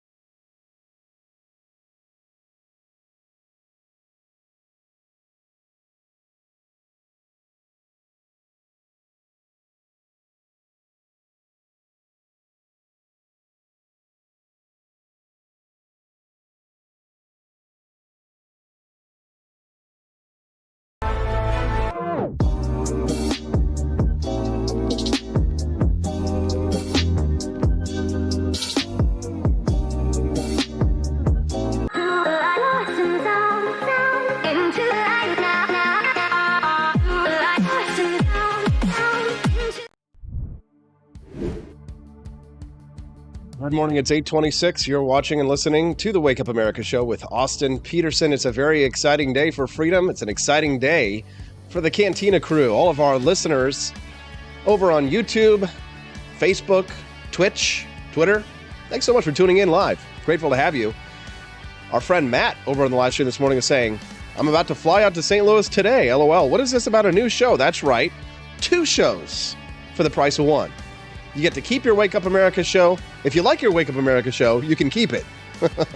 And then also the Austin Peterson show, which will premiere today on Real Talk 93.3 KRTK out of Chesterfield, Missouri. It'll cover a big region out there. 50,000 watt tower going up this month. It's very exciting news. Getting syndicated is a big step in any personality's radio career. It means a much bigger audience. Camellia Peterson and John Combest will join me today on my show to do election coverage. It's a 1-hour show. The Austin Peterson Show will debut today. I'll be live in studio in Chesterfield. You don't want to miss it. And if you want to hear the show, just download the app, Real Talk 93.3 KRTK, over on your Apple store or on your Android store. Coming up next, I've got Mark McCloskey to break down what's at stake in the midterms. It's going to be a great interview. You don't want to miss that. We've got a lot of big questions on the ballot today. Some of my friends are really mad that I voted for that legalization of marijuana here in the state of Missouri. What are you going to do? Control of governorships, control of Congress, all at stake today as voters head to polls. In Missouri, we voted on the marijuana question. We voted for the question of a constitutional convention. Several other states like Maryland and Arkansas and others are also going to the polls today to vote on whether or not to legalize marijuana. Alabama and Louisiana could open the door to ending the use of involuntary prison labor. That's kind of interesting. Nebraska and Nevada voters might boost the minimum wage in their states. Things like gambling, immigration, and guns are also the subject of state-level referendum campaigns. Let's talk to Mark McCloskey about all that and more when we get back on the Wake Up America show at wakeupamericashow.com. Hello, my name is Kelvin. Welcome to Frenchy Bush. This is my Diddy's website, and I've decided to speak to you with my real voice for the first time ever to tell you about how cool Frenchy Bush is. But I've decided that this is the perfect opportunity to share with you. Frenchy Bush is a good website. You should follow us on socials. If you like Frenchies or any kind of bulldogs, me and my new brother George are going to try to make your life more fun. Hello, I'm George. My neck isn't really thick yet, but it will be. We are so glad you're here. Please ignore my floating eyeball. It helps me spot predators who might be approaching from the sides. Didi made Frenchy Bullshit to review things that he uses on me and my brother to tell you if it's good or bullshit.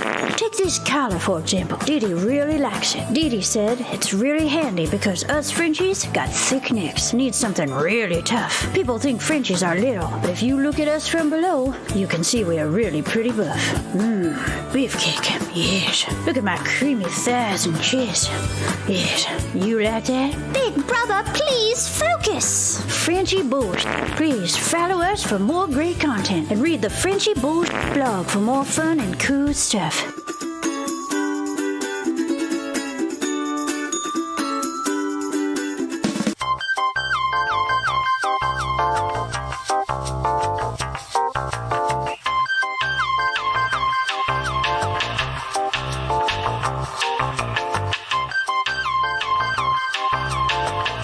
I'm a public defender. I am a public defender. I'm proud to be a public defender. 80% of Americans accused of a crime will get appointed a public defender. Everybody from a speeding ticket to capital murder. For every $1 we spend on public defenders, we spend $3 on prosecutors. Public defenders have to do pretty much everything on their own. Social workers, counselors. Investigating is another piece of it. The average public defender holds 300 cases annually. You never feel like there's enough time. Public defenders have health issues all the time. A lot of people give up and say, I can't do this work anymore. Gideon's Promise trains, mentors, and supports public defenders. There are a lot of people who say that they would not still be public defenders, but for Gideon's Promise. It's fueled me to continue on in this fight. Gideon's Promise has changed the face of public defense. People see us as troublemakers. good trouble only. We don't make it easy. It should not be easy to take away someone's liberty.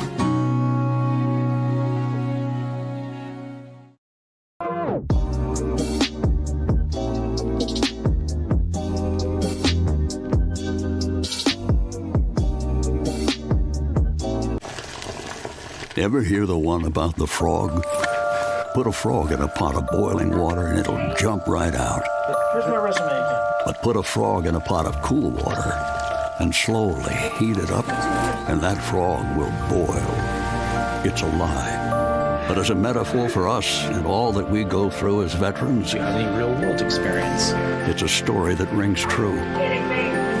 We make excuses for how we feel. We push everything down.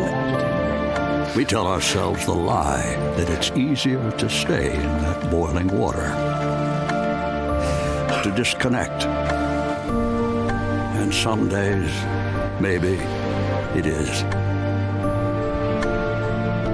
But you've never been interested in easy. Make no mistake, reaching out is hard. Do it anyway. You're not alone. You've got this. You are not a frog. Find resources at va.gov/reach.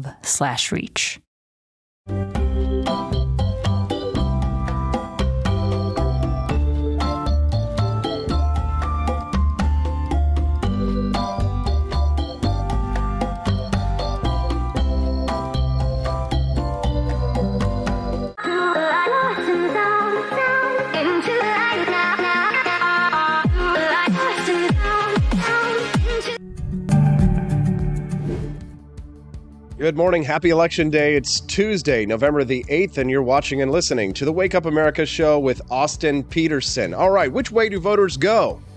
Will they vote blue no matter who? Or will there be a red wave? Let's talk to one of the premier experts on politics, especially in the state of Missouri. You know him as the AR-15 gun guy. He gave a hell of a run for the U.S. Senate here in the state of Missouri. Hopefully he runs for something again. Mark McCloskey, he's on our side, and he's joining us right now. Good morning, Mark. Thank you so much for joining us on the show today. Happy Election Day. Hey, happy to be on. Hope it's a happy Election Day. We'll find out. Well, Actually, Joe Biden tells us it's going to be an election week or month, right? And that no matter what the result is, by God, we're going to love it. What do you think that's all about? Why do the Democrats keep telling us that we might not know the outcome of these elections today when so many elections in the past were easily decided in a single day? Well, you know, in the old days, people voted for candidates. Now people vote, and then the powers that be decide, gee, how many votes did we get? Do we need to add a few to the mix? I mean, a couple of days ago, Ron Klain said Biden was giving us his final warning that we had to behave or else, right? Either vote Democrat or pay the consequences, I guess. I mean, we now have the word from on high that our president is allowing us to vote properly or pay the consequences. If you're just tuning in, we're speaking to Mark McCloskey. You know him as the AR-15 gun guy who defended his home against violent Black Lives Matter activists. He also ran for the U.S. Senate in the Republican primary, one that was eventually won by Eric Schmidt. So tell me, as somebody who ran in a Republican primary and then had to go to the ballot box and vote in an election that I didn't make towards the end, how did you feel about vote? Did you vote already, and did you vote for Eric Schmidt gladly, willingly? How did you feel about it today, Mark? I'm going to go vote as soon as we're done with this program. I'll vote for Eric Schmidt. I wish we had somebody named McCloskey in there instead, but that didn't work out. Eric, when he was in the state Senate, they called him the ninth Democrat, right? And so I'm hoping that he's earned his chops now, that his turn towards real conservatism is real and not just an election year ploy. But this is what I've been saying for a long time now. We got to vote in as many Republicans as possible, but that's not enough. Just because they've got an R behind their name, we have to diligently watch them and make sure they actually act like Republicans. And if they don't, throw their bums out. Amen, Mark. That's certainly how we feel here on the Wake Up America show. We're all believers in freedom. We care about the policy here, not as much the politics. So, how do you feel about the other issues that are on the ballot, Mark? When you go to the polls later today, are you going to vote to legalize marijuana here in the state of Missouri?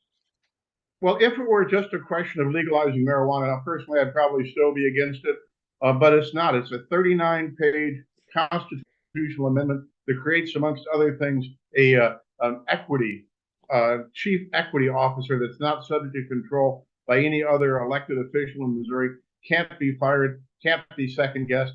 What the heck does that mean?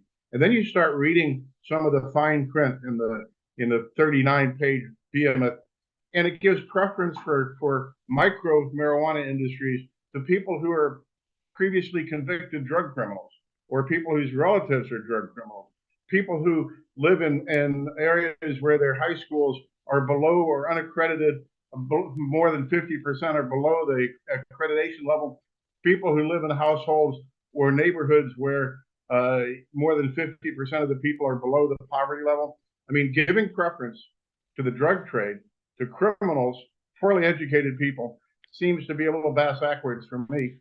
And it's all these constitutional amendments are an opportunity for special interests to stick in hundreds of little bonuses for themselves and not necessarily protecting the rights of the people.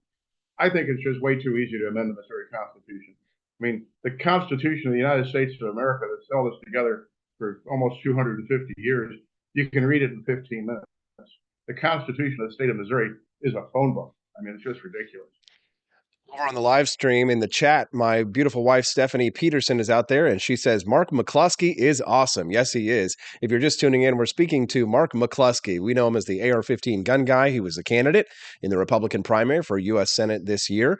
Now, on the question of the Missouri Constitution, Mark, there is an issue of a question of whether or not we wish to have a constitutional convention. Every 20 years, we have an opportunity to rewrite that Constitution, which you were just criticizing, not the federal Constitution, but the Missouri Constitution, and maybe an opportunity to fix a lot of the problems that we have with it. Will you vote to have a constitutional convention here in the state of Missouri? Yeah, I think there should be a constitutional convention. I think it's time. I think we need a general overhaul. I think we need a clean slate, and I think it needs to be a slate written by people that respect freedom, individual rights, and our great republic. Absolutely. Good to know. Well, that's the chaos vote we were talking about a little bit earlier on the show. If you voted yes on the amendment to legalize marijuana, as I did, the hope is that we can also have a constitutional convention and clean out a lot of those problems that you rightfully analyzed there. If you're just tuning into the show, you can send us a text at 573-319-1586. It's election day, and people are going to the polls to vote on the big questions of the day. But the big question of the day, the one that's driving people to vote to the polls more than anything, is how much we're paying for gas and how much the price of goods and services has gone up. President Biden's epic mishandling of the economy cannot go unpunished. Wouldn't you agree, Mark? Oh, absolutely. And what I want to see in the new Congress, let's say we take a majority in the House and the Senate, I want to see not just hearings, I want to see people actually pay the price for their misbehavior. No one ever goes to jail. Nobody ever loses their position. The Senate holds hearings, the House holds hearings, and then they say, well, don't do that again, right? And they go out and leave the Senate and become millionaire lobbyists and have a happy life. I mean, if you or I, well, not anymore, but in the old days, if you and I went down to 7-Eleven and stole a 6-pack of beer, we'd go to prison. If you go to the Senate and steal, $1 trillion worth of the public's money, you get reelected. What kind of sense does that make?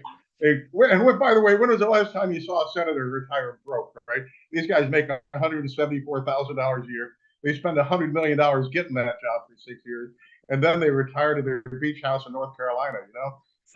It's time for there to be a general house cleaning where these people actually remember this is a government by consent of the governed, that they're supposed to be public servants, not public masters. The president shouldn't issue edicts and tell us that we're warned to behave. The president ought to be warned to behave. I say this in every speech. In a country where the people are afraid of the government, that's tyranny. Where the government's afraid of the people, that's freedom. We love that injunction right there. Definitely the kind of stuff our audience is hot on. If you're just tuning in, we're speaking to Mark McCloskey. Mark McCloskey was a candidate for the U.S. Senate in the Republican primary here. And I got to tell you, Mark, I've got friends all over the state of Missouri. You know, after you run in a Senate primary, you meet a lot of people and make a lot of friends. And everywhere I go and I talk to people who, you know, have chatted with you and heard a lot about your politics say, Mark McCloskey really is one of us. He really is on our side. And we're so grateful to have you in the fight, Mark. Is any chance that you might run for something again in the future? You know, there's always that possibility. So here's a question I pose to everybody when I'm asked that question. Who's the most influential politician in America today? It's not Joe Biden, and it's not Donald Trump. It's Tucker Carlson.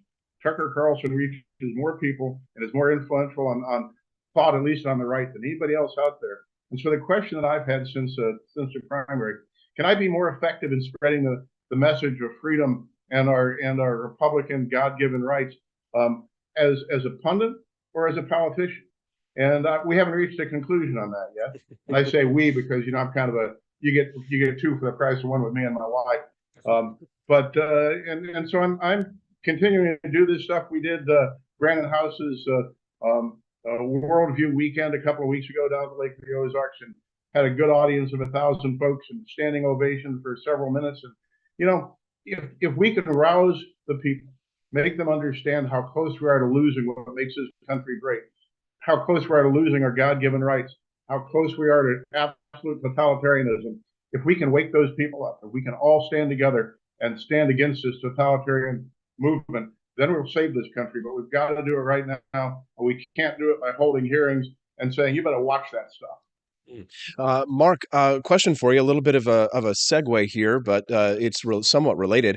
Yesterday, Elon Musk, the owner of Tesla and the owner now of Twitter.com, stated that, you know, even though he's voted for Democrats in the past, that he is voting Republican in this election, and he's encouraging everyone else to vote Republican as well because he likes the idea of divided government. You know, in my analysis of the growth of government, that government grows the least when you have a Democratic president and a Republican Congress to keep him in check. That's according to, you know, economic studies that I've read over the past decade. Do you like the fact that Elon Musk has taken over Twitter? Do you think this is a new age and a new era? Because a lot of Republicans have called for regulating big tech, but as we've seen over the past few weeks, Facebook has lost 70% of their value. Elon Musk, who says he's for free speech and wants to act in accordance with constitutional values on free speech on Twitter. It seems to me that, you know, the free market is really doing the job of regulating big tech. Is that the case in your mind as well? Do you agree or disagree? Well, you know, it's too early for me to have an opinion on that because as much as I like Elon Musk and being the richest guy in the world, he's probably a fairly sharp dude, but he made his money on the government dole. I mean, Tesla was funded by the United States government. And now that he's taking this kind of anti-establishment tack, it's kind of strange. When you give that much power to an individual, you better be pretty darn certain that's a good individual. And we don't know the answer to that question yet. But yeah, what you say is true. The market has regulated these industries. I've never been a fan of federal legislation. I've never been a fan of power from the top down. I think people can govern themselves better than the government can govern them. And yet the technology is so pervasive. And I say this 10 times a day, in the best of all possible worlds, I wish nobody had invented a cell phone because, you know, everybody's just glued to it. They think if I can't post a video, I'm dead, right? And we used to be able to live lives without cell phones. I mean, I'll be 66 years old here in a couple of weeks.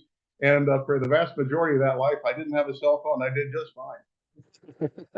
Mark McCloskey, one last thing before we let you go. Is there anything that you think that our listeners should know on Election Day before we say goodbye? You know, when I was working on the Trump campaign, we were told that we had to win the day of election vote by more than 3% because that was a cheat value built into the Dominion machines.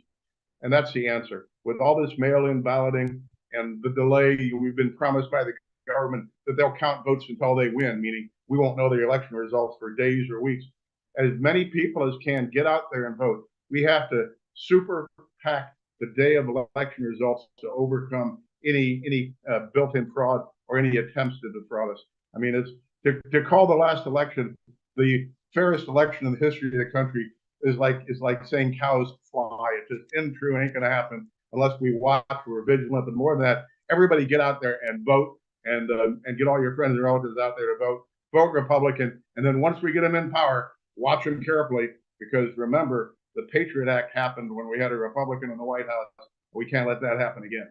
That's how I like my conservative fighters to talk. That's Mark McCloskey. He's a hardcore freedom fighter, conservative from my home state of Missouri. Mark, thank you very much for your time today. Have a wonderful day. Thanks for having me on. Go vote, everybody. Go vote. And if you can, vote Republican. Mark McCloskey, ladies and gentlemen, send us a text, 573-319-1586. What do you think of Mark? We got one last segment to go. All kinds of exciting. What an exciting day. Let's talk about what's going to happen for the rest of the day today in AP's world when we get back on the Wake Up America show at wakeupamericashow.com. I enlisted as a medic to be there to help my patients, and after an injury, I found myself as a patient. I experienced post-traumatic seizures. Depression is a big one that comes along with it, PTSD. So I pursued my PhD in neuroscience and regenerative medicine. The coalition has helped fund my academic pursuits. They genuinely care about helping the vet in whatever way that they can. Through supporting the coalition, you're supporting some of the veterans that have the biggest needs. Visit saluteheroes.org to learn more.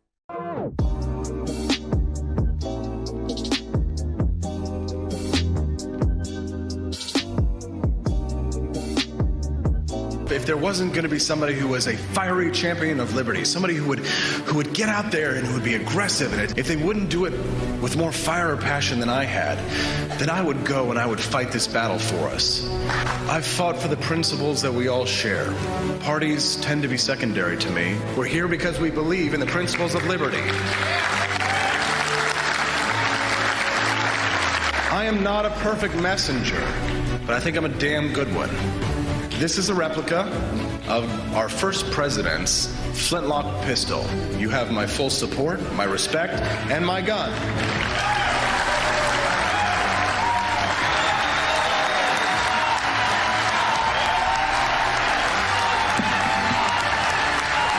Thank you.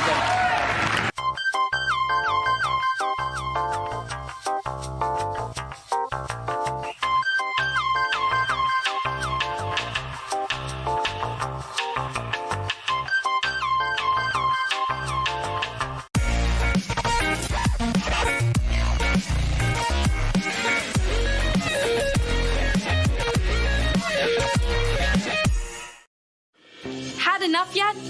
Do facts no longer matter? Are lies to be encouraged instead of punished? This is not our inheritance. If truth no longer matters, we will not remain free for long. This is our generation's challenge, to defend our founders' hope that we the people could self-govern if we defend our right to get the facts. And right now, we're building the only defense of free people have, the facts on every politician, every position they held, every statement they've made, every vote they've made, and any cash they've taken. It's the real history on those now pandering for your vote. There are hundreds of young people building our defense right now, and they need your help. We all have our passions, but as our ancestors knew, when events become so foul they threaten us all, we must stand and defend each other. Please, have our backs. Join us at votesmart.org.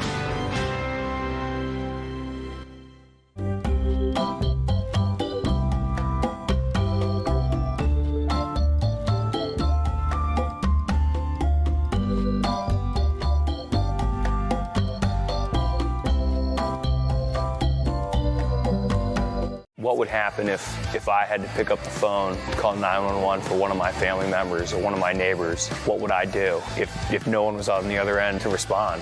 What if there was no 911? You can be a part of the solution. Anybody can be a firefighter. Male, female, younger, older. We have school teachers. We have leaders in business. Is me, you, anyone that wants to be. There is no typical firefighter. We wish you a freedom Christmas. We wish you a freedom Christmas. We wish you a freedom Christmas and a liberty New Year. Socialists and commies may try to convince you that the holiday's all about free stuff, but let's be honest, we all know whose wallet Santa's gifts are coming out of. There ain't no such thing as a free stocking. Santa is the only guy with a big white beard promising free stuff that we want anything to do with this holiday, and if you don't believe, you don't receive. It's a capitalist, consumerist holiday, and it's time for a Santa-sized stimulus. Get your free market merch at the AP for Liberty shop today and stuff your socialist sisters' stockings full of capitalist cheer.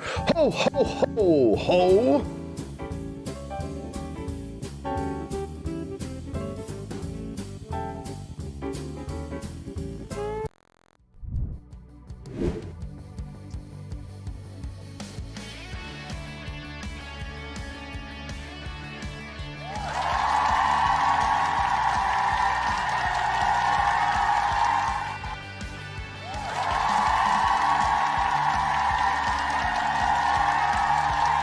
It's an awesome day. It's election day. Welcome to the Wake Up America show with Austin Peterson. Aren't you glad to be here? Thank you so much for tuning in. Hope you've enjoyed the show where we talked about all the big issues that's driving people to the polls today. And some people who aren't driving the polls today, some people just are just not going to vote. I get it. I understand. We love to hear from our listeners. You can always text us at 573-319-1586. Today's an exciting day. As soon as the show's over, I'm going to close up shop and I'm going to rush into my truck and I'm going to drive out to Chesterfield, Missouri, about 2 hours away to be in my new studio for my new show.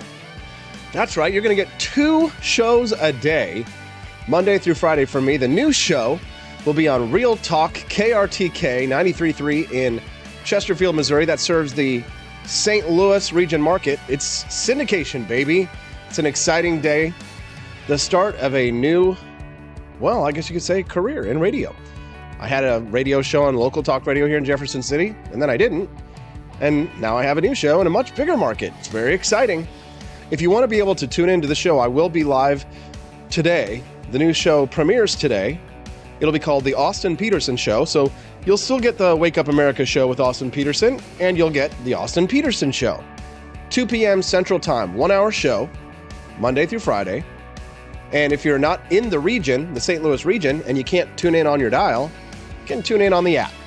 So download the app, Real Talk KRTK on your iPhone or on your Android, and join me and my friend Camellia Peterson and John Combis. Now, if you're not into downloading an app, like I saw Chris Morrill bitching over in the live stream, he wants to give snarky comments. Well, there will be a live stream today, so you can tune in and drop a comment. So if you want to find out how to get that live stream video, Real Talk 93.3 on Facebook. So if you want to watch the live stream, head over to Real Talk 93.3 on Facebook, give their page a like, and you'll be able to watch the live stream there. Let's bring the Cantina crew in for a good time today. 2 p.m. Central Time. Me, Camellia, John Combis will be talking about the election. It's very excited. Charmed One says, drop a link. Yeah, somebody do me a favor, grab the Facebook page for Real Talk 93.3 and drop the link in there. Otherwise, you're going to have to search it up yourself. This project of getting syndicated has been a long time coming. A dream of mine, once I started my radio career 3 years ago, to get syndicated, to grow, to get into bigger markets. How has that even been possible? Well, can I take some credit? Sure. But honestly, I feel like the fan base that I've grown online, the Cantina crew, the people who support me, who make monthly donations to help keep me in business, who go to the AP for Liberty shop and buy merchandise, that's been keeping us alive. I'll tell you, it's true. Cecilia, our friend this morning, went over to the AP for Liberty shop and she bought a bunch of cool merchandise. We've got an awesome new sweater that shows a picture of a gingerbread man where it says, "Let's get baked," which is selling like hotcakes. You definitely want to wear that on Christmas Day. And, it's due to the support of people like you that, buying the merchandise, making monthly pledges, clicking on the links that you see on my Facebook page to help drive traffic to my website, that I've been able to stay in business. It's definitely difficult to make a living and a career working for yourself in media like I do, not having like a traditional boss such as it is, right? And like, a lot of people who are streamers, you think, oh, well, there's these people who make millions of dollars online streaming. Yeah, there are, and they're called booby streamers, right? Typically, right? Or they're like really hardcore, either like, Alex Jones types of one sense, right? But it's really hard as a, libertarian Republican who is, kind of straight edge, to really make an impact in the market, because there's a lot of other white boys like me who want my job and my career. But because of the army of people at my back, the people who have supported me and lifted me up through the dark times and the difficult times of my career, I've been able to get to this point now. It's because of the support of people like you that I've been able to do that and not have to go out and, plow in the fields and, do something else for a career. Not that there's anything wrong with that. Just saying that I do believe that this is where I belong. Don't you agree? I think so. Thank you very much to all of you. Thank you to Tolly Owens. Thank you to Charmed One, Chris Morrill, my beautiful wife, Stephanie Peterson.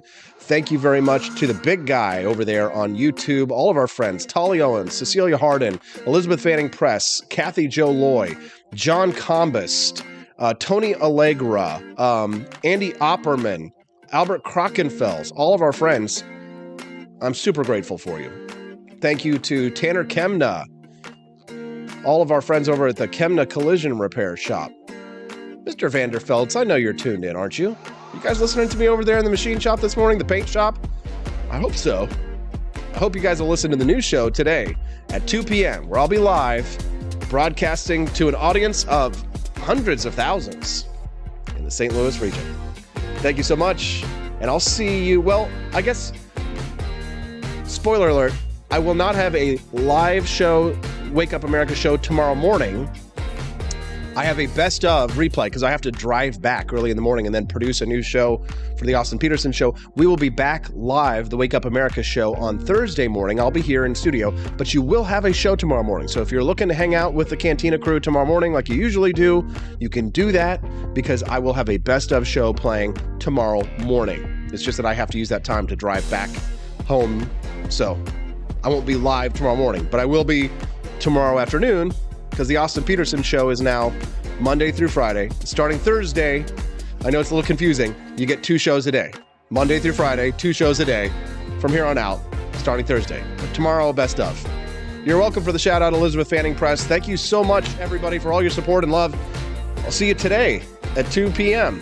And then I'll be doing election coverage from 7 to 10 p.m.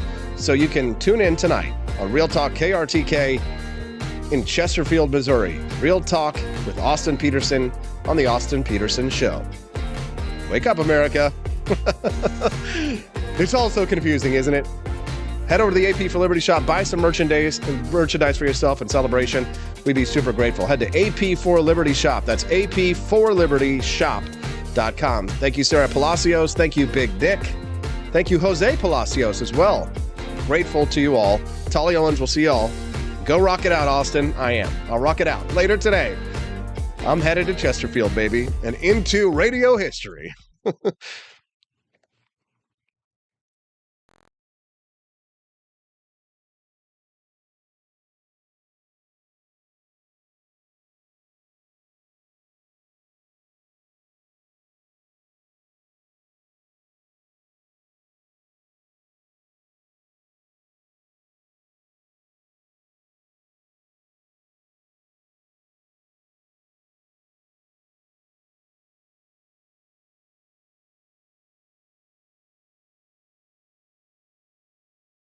Shooting things, but whenever I can't shoot something, I like to cut things. My life isn't all about shooting and stabbing and cutting, though. Sometimes I have to do actual work, but when I work, I still like to have fun. And there's nothing less fun than trying to cut with a crappy knife. Thankfully, from the ancient sect of Christian knights, who also loved cutting and stabbing, comes a new implement that has received my personal blessing, the Templar knife. Like the ancient sword of Excalibur, you don't choose a Templar knife, it chooses you. You just decide what kind you want on the website first, however, and then order it online, and then it chooses you. The Templar knife comes in a variety of shapes, As a man of culture and taste, I have decided I will never use a terrible knife again. And thanks to the inspiration provided by this excellent product, I have decided to launch a new crusade against anyone using less than superior knives. Join me, brothers and sisters, by visiting uppercuttactical.com/pages/Templar-knives. That's a lot of slashes. For that, you'll need a Templar knife. For 10% off, use code AP for Liberty and join me in a quest for glory, for liberty, for Christendom, for the Templar knife. Get yours today. Fire.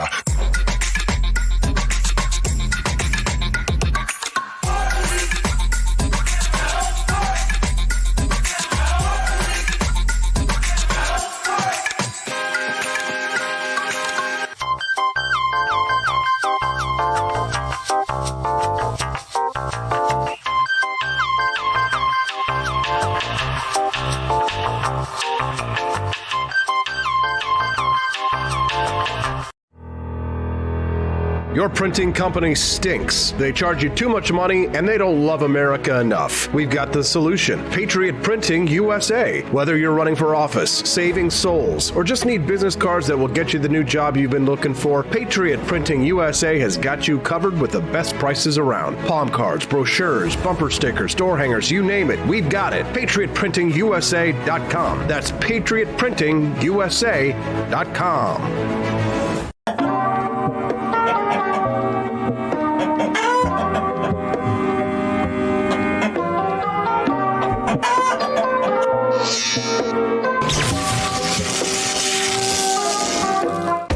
Want an engaging website to boost your business? You're just a click away from 5-star Fiverr talent. Hundreds of freelancer skills like web design.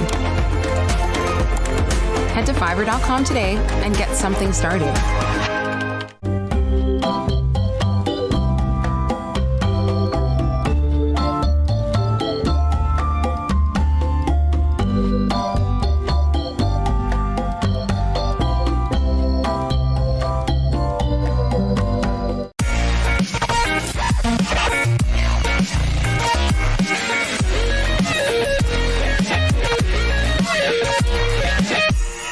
Average Americans are turning into conspiracy theorists at an unprecedented rate. Flip City Magazine was created for new converts to aid in their in-depth research along the path of absolute truth. We offer the hardest-hitting news and opinion delivered uncensored in print directly to your door. Display proudly on your coffee table or hide discreetly under your mattress. Flip City is the magazine they don't want you to see, much less read. Subscribe to Flip City Magazine today at flipcitymag.com.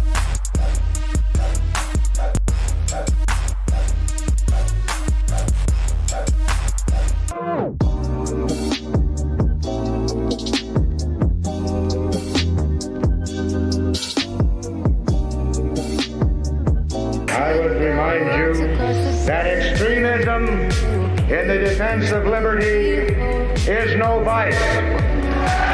It is better to settle these matters in the courts than on the streets, and new laws are needed at every level. But law alone cannot make men see right.